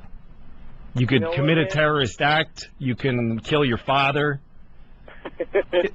Think it out for a second. You shoot your father in like at Yankee Stadium. Take your father to a game at Yankee Stadium. Shoot him in the fucking loge. And you will be on the front page of the Post, and they ask you, why'd you do it? And you go, because nobody will fuck me. You will go to prison and get letters up the ass and have a conjugal visit and get fucked. That's my advice to you, Sean. But I think the only problem would be I'd be getting fucked in the ass then. Hey, then you're getting fucked in the ass and getting blown. How do you beat that? Man. You're onto something, bro. All right, good luck, man. Let's see. Here's another off-topic thing here. Austin from Austin. What's your name? I don't know. They wrote it down wrong here, I think. No, it is. I'm Austin from Austin. Oh, that sucks. What's up, man? I moved there. I'll have two things. I want two names besides Cunty McShitballs. I have twins that are due in a little over a month. I wonder if you have any ideas on names for them. A boy and a girl. A boy and a girl, and you want names. And they're going to be twins? A girl and a boy at the same time? That's fucking, wow. What should you call them? What does your wife want to call them?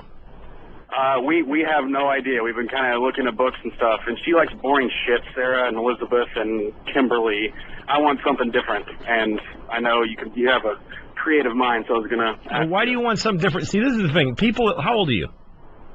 26. So you're a young guy in your 20s, and you live in Austin, Texas, which is like a kind of alt community. You're like cool. You have like a little soul patch, and you know. Actually, 3 years ago I did, yes. Okay, so you haven't really gotten your hands around the fact that you're having a kid yet.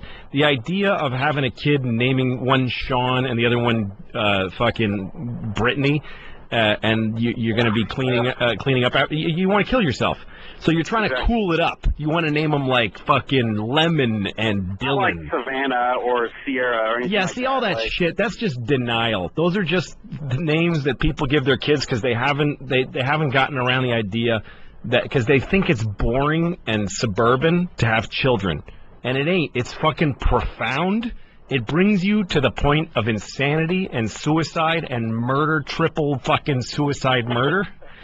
And if you want to talk about like drugs being cool and cool bands and like you're living on the edge and you're Tony Hawk on a skateboard, there is nothing more fucked up and dark and fucking evil than being a parent. So just name your kids fucking Cynthia and Frank and strap yourself in for a fucked up life.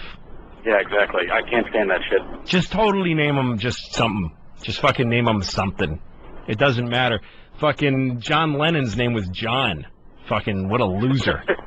How about don't name them Austin from Austin? Yeah, don't do that. Back my parents are. Yeah, don't do that. Good luck, also, man.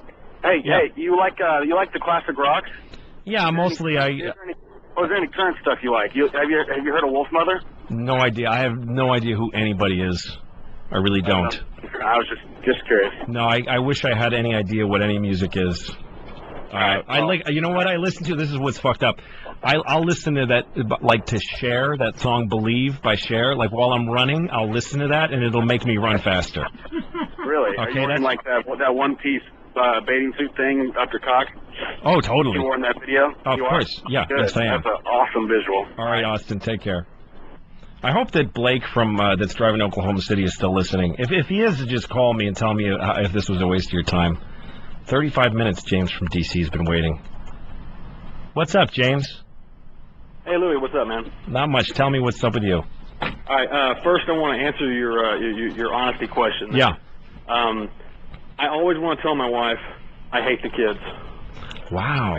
I got a 9-year-old stepson and a 2-year-old, real son. And dude, every day there's something happens that takes all the magic out of their life. Now wait 1 second. You have a 2-year-old who is your kid, and a 9-year-old stepson. Right, exactly. Explain that to me. So you had a 2-year-old with somebody else first? No. I met my wife when she had her son when she was 15. Oh, okay. So he's 9. Yeah, exactly. You got a 9-year-old stepson and a 2-year-old you kid. Yeah, the 2-year-old me kid is an us kid. I got so you. Yeah. So you hate them. You think they suck. I think they suck probably 85% of the time. Right. Well, that's not bad, by the way. And you're afraid to tell your wife because why? I'm afraid because that, to a woman and to a mother, that is probably the most disturbing thing. Yeah, but is your wife a woman or what's her name? Oh, her name is Jessica. So she's not a woman, a mother. She's this person that you live with. Well, we've been married for 2 years. You guys happy? You have a good relationship? Yeah, we do. So you fucking turn to her while you guys are together and say, I fucking hate those kids. I'm telling you, that's what I feel right now. I fucking hate them. Well, see, she's 24, so she's still got all this, all this ideology that, parents are the angels of their kids' lives and all this. Yeah, well, no, you're not. You're not. Oh, believe me, I know. How old are you? I'm 28. Yeah, so, and she's been a mother most of her life, too.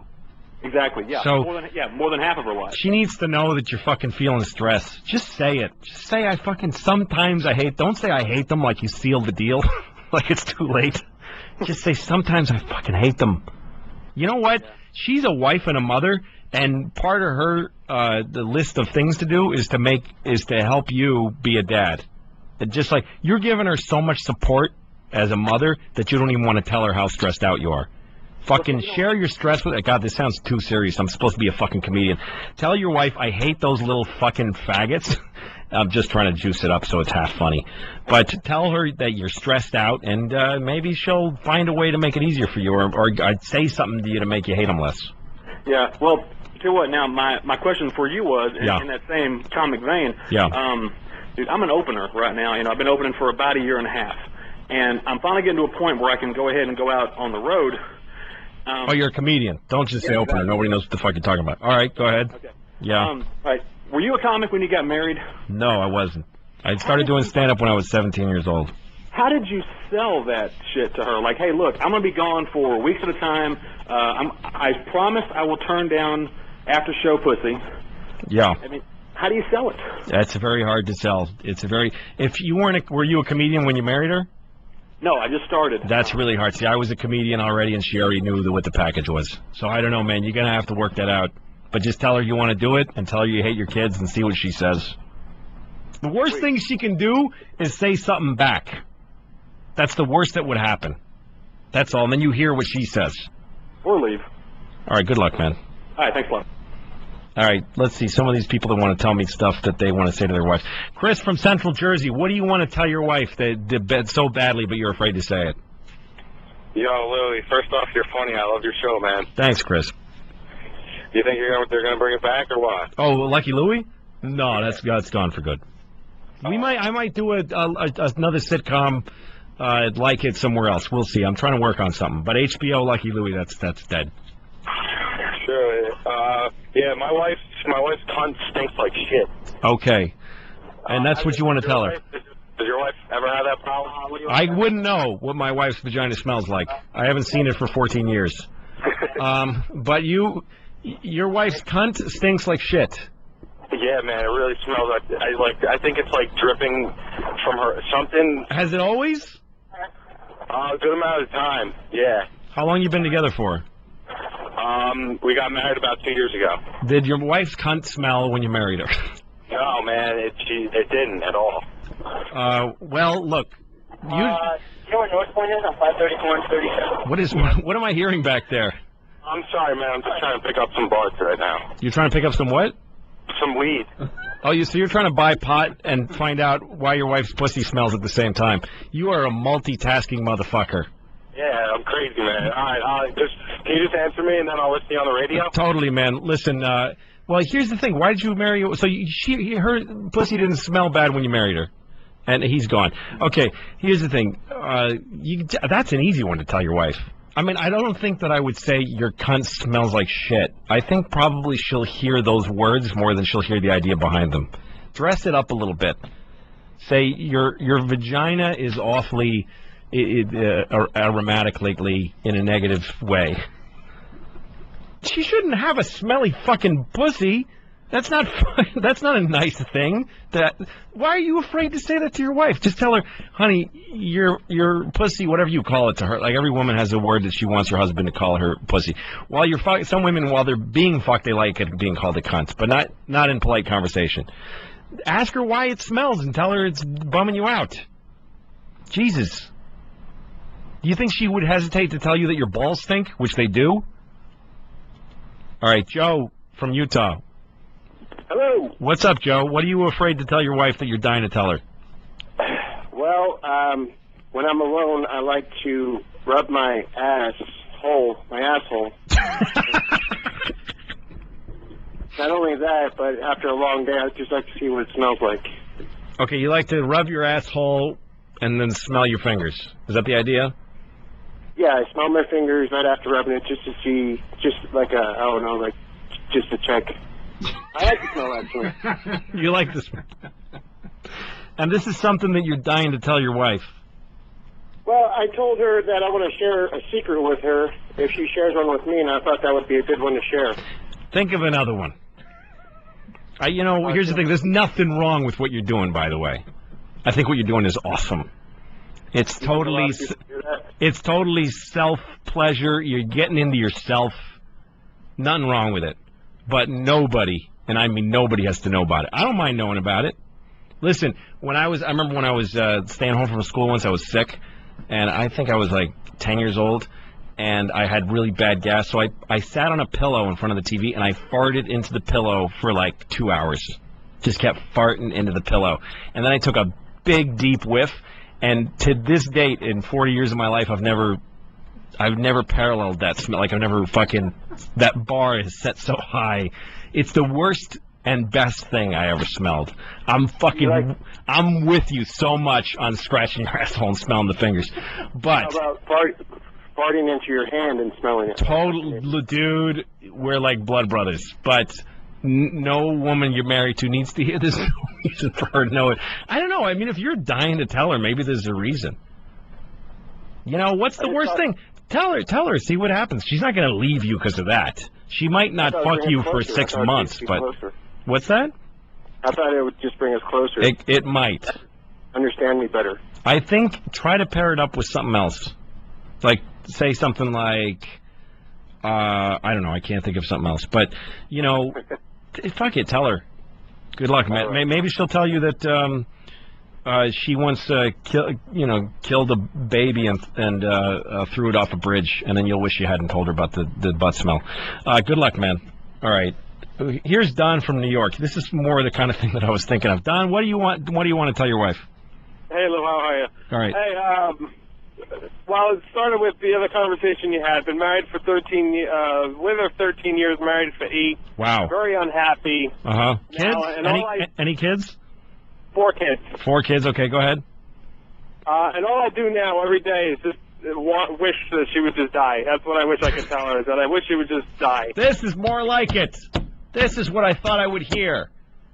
These are the kind of things that you live with in a marriage, inside of your head all the time, driving next door. You're saying something like, I don't know, maybe we should have turned back there. Or you're saying something like, what time should we call your parents and let them know that we're going to be late?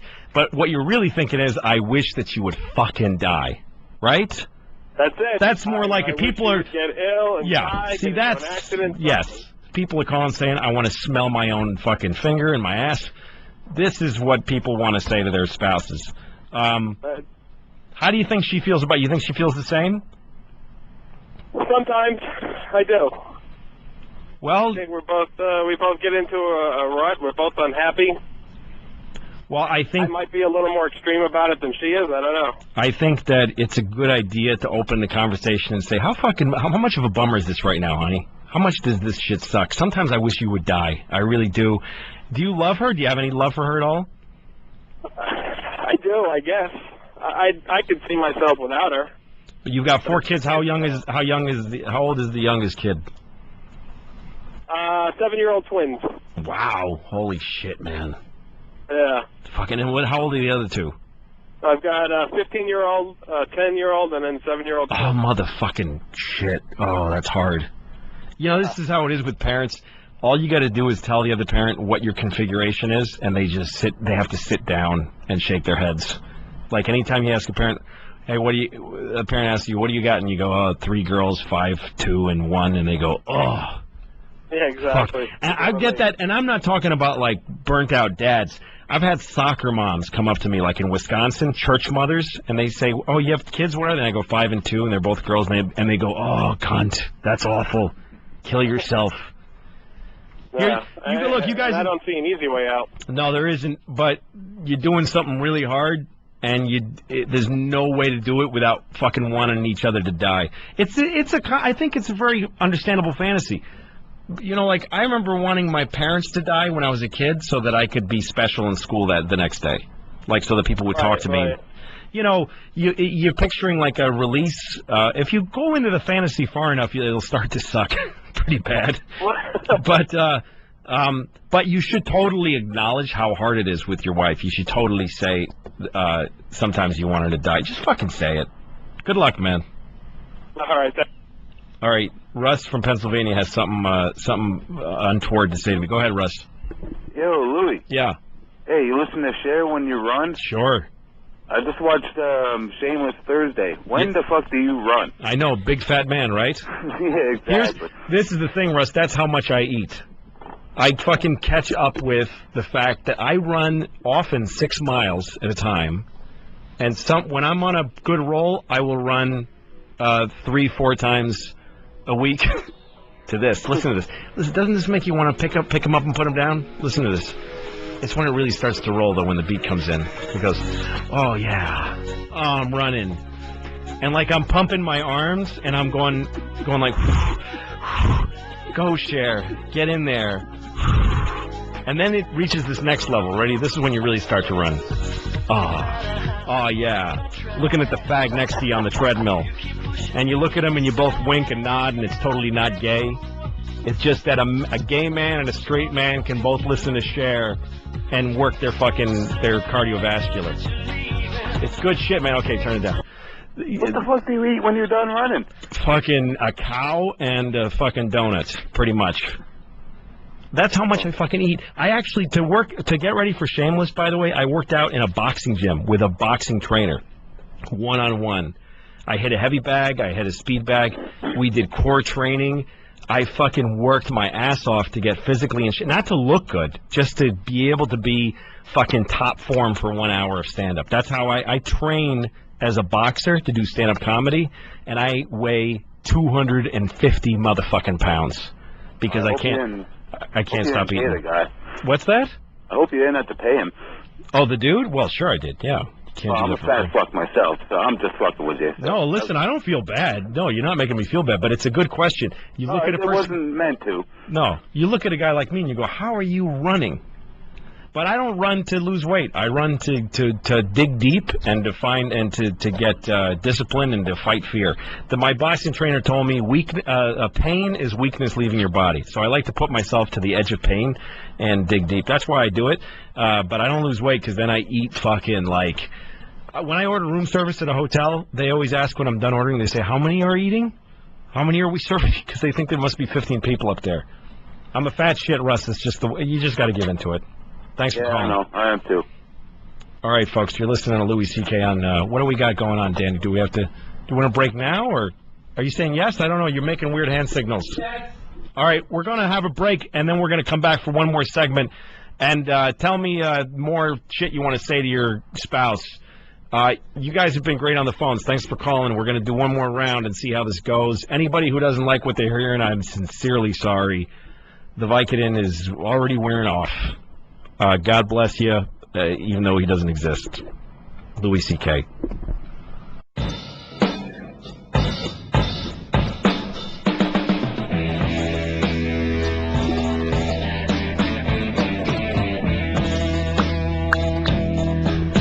It's Louis CK on the virus is who you're listening to.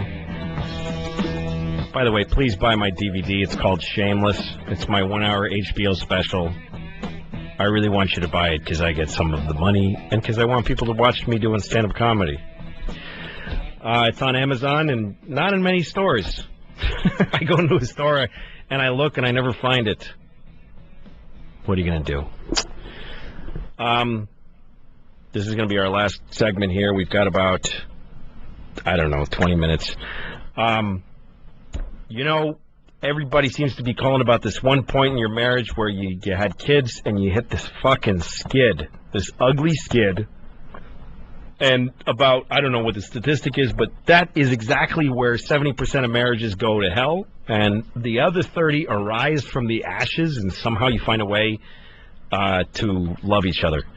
Oh, here's Blake from Oklahoma City. You there? Yeah, I'm here. Okay, so you called when it started and you wanted to know what the fuck was going on. Yeah, it has been an amazing 2.5 hours. Oh, good, man. I'm glad you dug seriously. No, it was fun to listen. I got 2 things, though. Go.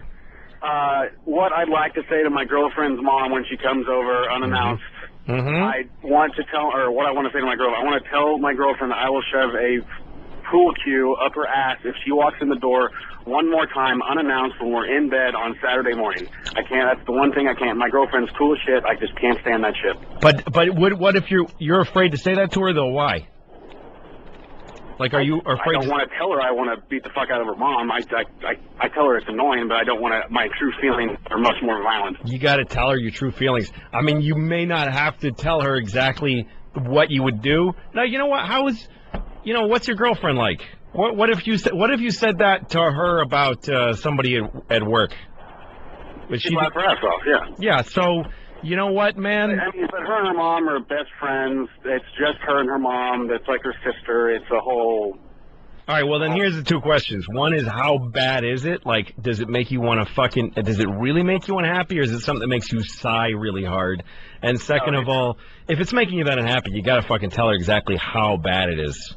You got it. At first it was the whatever, but now, I mean, a year into it of that happening every fucking Saturday morning. Yeah, no, you have every right to tell her, and here's the thing. Here's the caveat to saying the thing to your wife or husband that you wish you could say, is that it doesn't mean you're going to get what you want. You got to hear the it may be just the way, it may be a fucking trial balloon. Well, see, that's the thing, if it keeps going the same way, and now she knows every time she walks in the door I want to stick a pool cue up her ass, does that make anything better? It just might.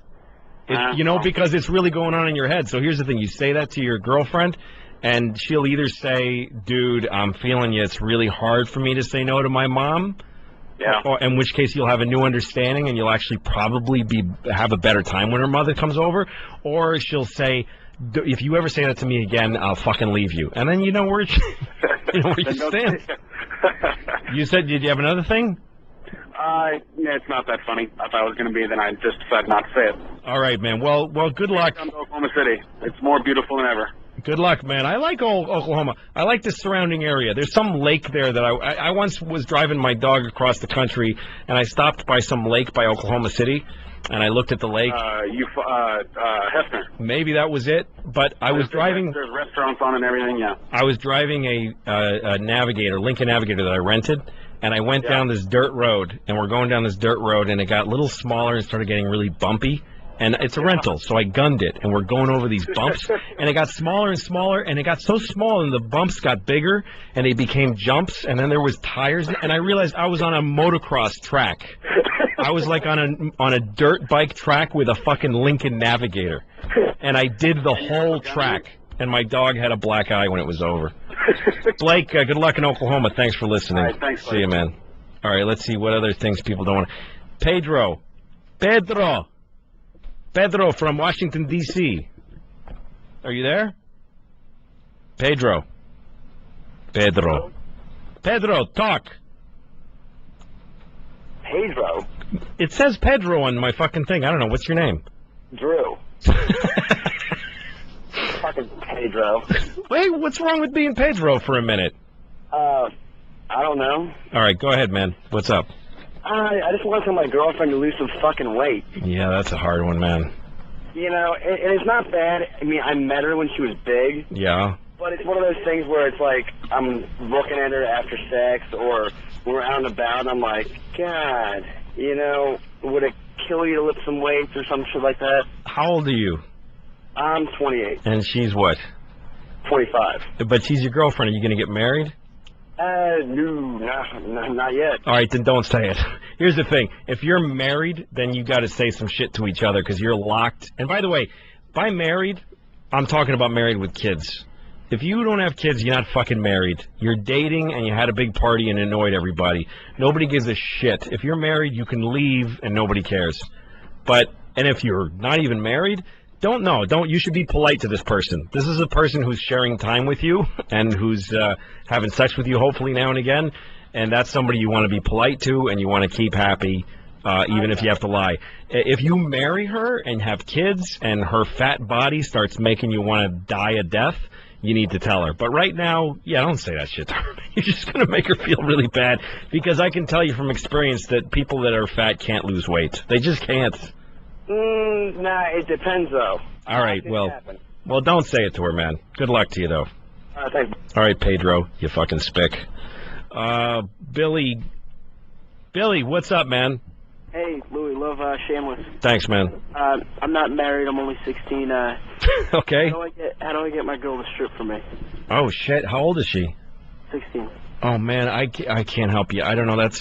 You guys are really young. You can't make her. She's fucking. If you get her to do anything, you're a rock star. I don't know. Yeah, that's definitely not. Good luck, Billy. God bless you. You got your life ahead of you. Don't stay in school. Don't join the army, please. All right. I don't mean that. You know, people that join the army are doing a great thing. I just don't want him to die. He's getting all that pussy. It's great news. Okay, let's see. Rocky from Nolans, another Nolans dude. What's up, man? Louis, love you, baby. Thanks, man. I want to set up my small scenario here. Okay. Single guy. I got a couple $100,000 house, my brand new Harley, all this. I need a cougar in the grocery store. She's like 15 years older than me. So every once in a while, we'd pound each other and do whatever. Last time she came over. Wait a minute. Slow down. Just 1 second, Rocky. What's a cougar? Oh, an older woman. Oh, I never heard that before. Yeah, she's a cougar. She's a MILF, I guess you could say. Okay, so you're 33? And she's 48. And she's 48. You're banging a cougar that you met in a grocery store. You've got a house and a Harley. I'm a happy man. I got my life ahead of me. Okay, so where's the rub?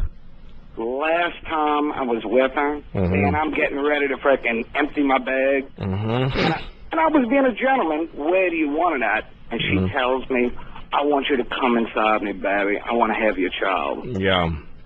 That, needless to say, there was blue balls that night. Yeah, well, that just sounds like a good story, but how can I help you?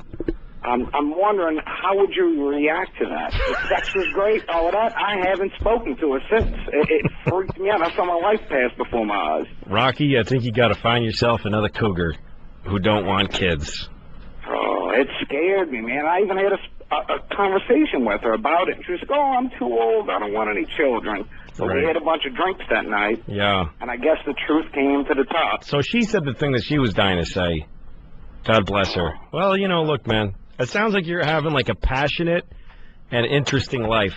You're in New Orleans driving a Harley and fucking an old woman who wants a kid. I fucking envy you, Rocky. Dude, trust me, man. It ain't as glorious as it seems. No, it's I'm awesome. having a good fucking time, man. Good for you, man. Keep it up. All right. Here we go. Matt from New Jersey sounds like he's on the right track here with this. What's up, Matt? Louis, how are you tonight? I'm okay. Fantastic. I was listening. I only caught about the last 20 minutes of your show. I'm not married. Okay. But I'm 35. Had a great life. Always getting laid. I'm a DJ. I was a singer for a band. Never had any problem getting pussy. Never had a serious girlfriend that I actually liked until about 6 months ago. Okay. Meet this girl, start dating. I'm absolutely in love with her. Great. This is the girl who I will be with until one of us dies. Great. But she just moved in about 3 weeks ago. She moved into my place. Yeah. And things are still going well. But I find myself looking at her, hoping that, just like, can I get back to my shit now? Can you die? Because I'm not going to break up with her, because I do love her. Right. You just want her to die in increments. Yeah. You want her to die for like 20 minutes so you can watch something on TV and then come back to life. Hey, pretty much that. Or go out and, well, that's the whole thing. When you really throw in with somebody, you got to share the shit and the shinola both. You have to. Boy, is that the worst thing I ever said on the radio. No, I should be fined by the FCC for being boring. No, you're great, man. Hey, can I ask you a question about Lucky Louie? Oh, go ahead. All right, I love the show. I watched every episode. Thank you. How come we saw Dick a bunch of times but no tits? Why would you see? It's a comedy show. Dicks are funny and tits are you can't jerk off and laugh at the same time. That's all I would say. But Porky's was a comedy with lots of tits. If you thought that movie was funny, you're out of your mind. When I was 13, it was hilarious. Exactly. No, thanks a lot, Matt. Take care. Right, I got a question from Pablo in El Paso. What's up, Pablo? Yeah, I want to do you a big favor, Louis, and save your show. Thank you, man. I want to fuck Condoleezza Rice and rape her in the mouth. Listen, man, you're not alone. Go ahead. I want to fuck Condoleezza Rice. Hopefully, fuck Laura Bush in the ass. All right, okay, take it easy. We know where this leads. I'm saving your show. You want to be suspended for 30 days? Don't worry about it. I got you. Okay. All right, thanks. That's it? That's what you had to say? I guess that's it. Okay. Somebody's been on here. Okay, sorry. I'm bad at all things. Jen from Nassau. What's up? Hello. Wow, Pablo gives all youth of the minority cultures a really bad name right now. I'm sorry. I know he gives all what? He gives minority youth, male minority youth. I love how white people, like, if one person who sounds brown says one bad thing, they go, you see those people? And meanwhile, white people are fucking pardoning Scooter Libby, and somehow it's not a white problem, it's just one guy. Absolutely right. White people are the worst. It's good to have a woman calling. By the way, if there are any women that want to say what they want to say to their husbands, I'd appreciate it, because this is a little one-sided. But go ahead, Jen, what's up? They told me to be fast. I'm supposed to be the pharmaceutical overdose call, but I've been on hold for like a half an hour, and I have something to say about almost everything. Sorry, Jen, but go ahead. First of all, you're talking a lot, and it's good, and it's the Vicodin. I hate to say it, but it is. Oh, okay. You think the Vicodin is making the show better? No, it just makes you more chatty. Yeah, I think you're right. I'm telling you, your mind starts racing and your mouth just opens. So, yeah, I think... Anyway, I do want to touch a little on the what to say to your spouse thing. Please tell me, yeah. These people, they should not be married. If they did not marry that person, already being able to say that whatever they want to their spouse. Well, you know what? It ain't that easy, though, because you're with the person you're with the person all day, every day. It's very hard to say, there's times I wish you were dead, and then go to IKEA together. Listen, Lou, if you're thinking of saying that to your spouse, I don't think you should be spouse anymore then. Yeah, but no marriage. Are you married? I am not. You're not married? I am not. Jen, I know you were on hold for 30 minutes, but shut the fuck up. You're gone. You have no idea what these fucking people are going through. There's no marriage that doesn't get to a point where you want the motherfucker dead. It's just the way it is. Whether you say it or not is a different story. Alex, what's up? Alex. Yo. Talk, baby. Hey, what's going on, man? I got an interesting situation here. Okay. You got to go fast. Yeah, I'm cool. So I went out with this girl for 2 years. I'm only 20 years old, so I mean, I'm just calling for a little bit of advice. But lately, I'm in a band, been playing a lot of shows, been getting laid pretty often. But I just can't seem to seal the deal. You know? What do you mean, you haven't fucked her yet? No. I mean, I banged a lot of girls, but, like, this one girl, she was, like, the first girl I ever had sex with, and she just knew how to do it. She knew what was going on. And, like, I kind of got into, like, the whole pattern where, you know, she knew what was going on. And I don't know. It's like, I can't seem to find another girl who's as good. Well, how old are you? 20. 20. I'm hanging up on him. I got no sympathy for anybody who's 20. You just, you know, turn gay for 5 years and try that, and you'll still be only 25. So how can I feel you, man? You seem like a nice guy, but I got no sympathy. Okay, Scott. What's up, Scott? Hey, what's up, my brother? What's going on? One thing I gotta say to my wife is okay. Shut up. Shut the fuck up. Just stop. It's just stop fucking whining. Okay. I just can't fucking handle it. Yeah, no. Anymore. That's it. It's over. You just can't take it? How long you been together? 15 years. That's a long fucking time. Yeah. Boy, there's no cure for that feeling, boy. But see, it'd be great. Be fine. Everybody's happy. We're doing good. And then she just fucking shut up. Fucking just go. Fucking somewhere else and just fucking go for a minute and just leave me alone to collect my goddamn thoughts. Because this fucking blah, blah, blah is fucking driving me Here's the thing. You need to start saying shit like this to your wife. I need a big fucking break from you. And whether that hurts your feelings or not is something you got to deal with. But I need to go somewhere and be away from your fucking mouth for a little while. You need to just recharge your batteries in another room. I got to hang up on you just because we're running out of time. But you need to just say the shit. I've started to say shit to my wife that I just, instead of, fucking wives hate ambiguity. Honey, it's not, or like making up a thing. I don't really want to do it because just say, I just don't want to hear it right now. You're really bumming me out. You need to know that. And it puts the ball in her court. What can I say? I wish a woman called. Are we running out of time now? Are we just about done? You've got a few minutes. I got a few minutes. All right, we got only one call anyway here left. Brian? What's up, Brian? How's it going? Yeah, my wife, when I sleep, I wake up, my cock is in her mouth. I'm always getting a blowjob. Okay. I'm awake or when I'm asleep. So she's always blowing, she's just constantly blowing you? Yes. How old are you, Brian? 55. And how old is your wife? 51. And she just loves sucking. Does this bother you? No, hell no. I think it's great. So do I. Yeah. So you're just, this is like the joke, I'm fucking an 18-year-old girl. You're the thing that ends with, I'm telling everybody. You're just calling to brag that your wife still blows you constantly. Yes, I am. I think your wife should get the Congressional Medal of Honor. All right. Okay. Thank you very much. Thank you. Megan, are you there? She doesn't look like she's on there. Megan, what's up? Hi. Hello? Hi, Megan. Hi. I have a 3.5-year-old son. And my son, I just want to tell my husband that we both work, but I work for a family business, but I take care of my son mainly. And my husband acts like I do nothing, and he's a fucking slob. And I had to clean up. I spent my whole Saturday cleaning the house while he sat by my parents' pool with the baby, and he still is a prick. Right, so what do you want to say to him? What are the words that you want to fucking say to him? Oh, I send them before. Just fucking clean up after yourself. Do something. Yeah, but there's got to be, see, when you get into the details, that's where nobody listens. You got to say the big thing. Like the big thing, like... why are you such a fucking asshole? Yeah, you fucking suck, and you have zero idea what the fuck is going on in this house. Exactly. You're a fucking child, and you need to... Here's my advice. Say it, and then suck his dick while he's thinking about it. Like, take his dick out, get it hard, and say, listen to me right now. I'm fucking tired of being with you because of these reasons, and now I'm going to blow you better than you've ever been blown. Suck his dick, let him come on your face, and then let him think about that shit for a while.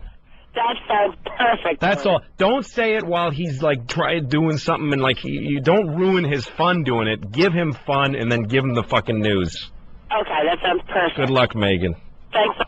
All right, somebody else here. Amy. Amy, what's up? Hey, I'm 22. I've been with my fiance 7 years, and his mom is so disrespectful to both me and my entire family, and I want him to stand up to her and tell her that he loves me and he's with me, and if she can't deal with that, she needs to grow the fuck up. Yeah, well, it says here on the call sheet, his mom's a cunt. Were those your words? His mom is a cunt. Okay, so that's really what's going on. Again, maybe this is the difference between the men and the women, because the men say, I want my wife to die. The women say, give a bunch of list of details. Don't tell them this shit about she's a problem this way. Just say, your mom's a cunt, and I love you. Right? The point is that you think you're better for him than his mother, right?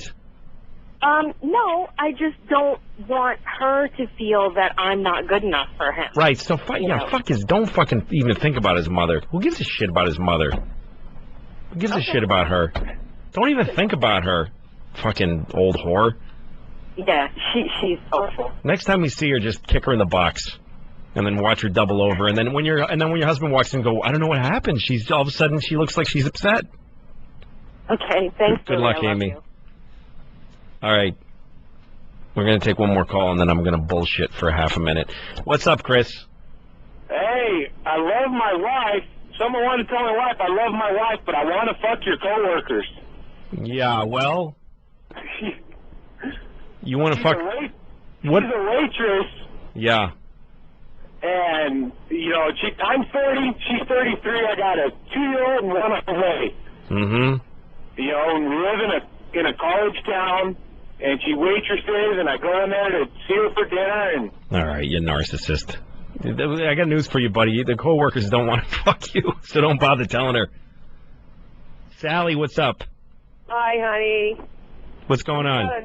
Got a 9.5-inch beautiful dick, and he cannot use it. He just learned to fuck, and he can't remember from one time to the next time what I hate and what I don't hate. Oh, that's sad, man. But a nice dick, though. Beautiful. Life has its pluses and minuses, and your husband has a great big fucking sideways minus sign. Just absolutely gorgeous to look at, but God, if you could only learn to use it, and you teach him, you try. Maybe you're asking for too much. He's got a 9-inch dick, and he's an asshole. Folks, I really want to thank you for calling. You guys have been really awesome calling here. This is Louis CK. Thank you, Opie and Anthony, for letting me do this. I don't know if it'll happen again. If it does... listen, thanks very much for every call. Try to stay married if you have kids, because it's good to have two parents. Goodbye, it's Louis CK.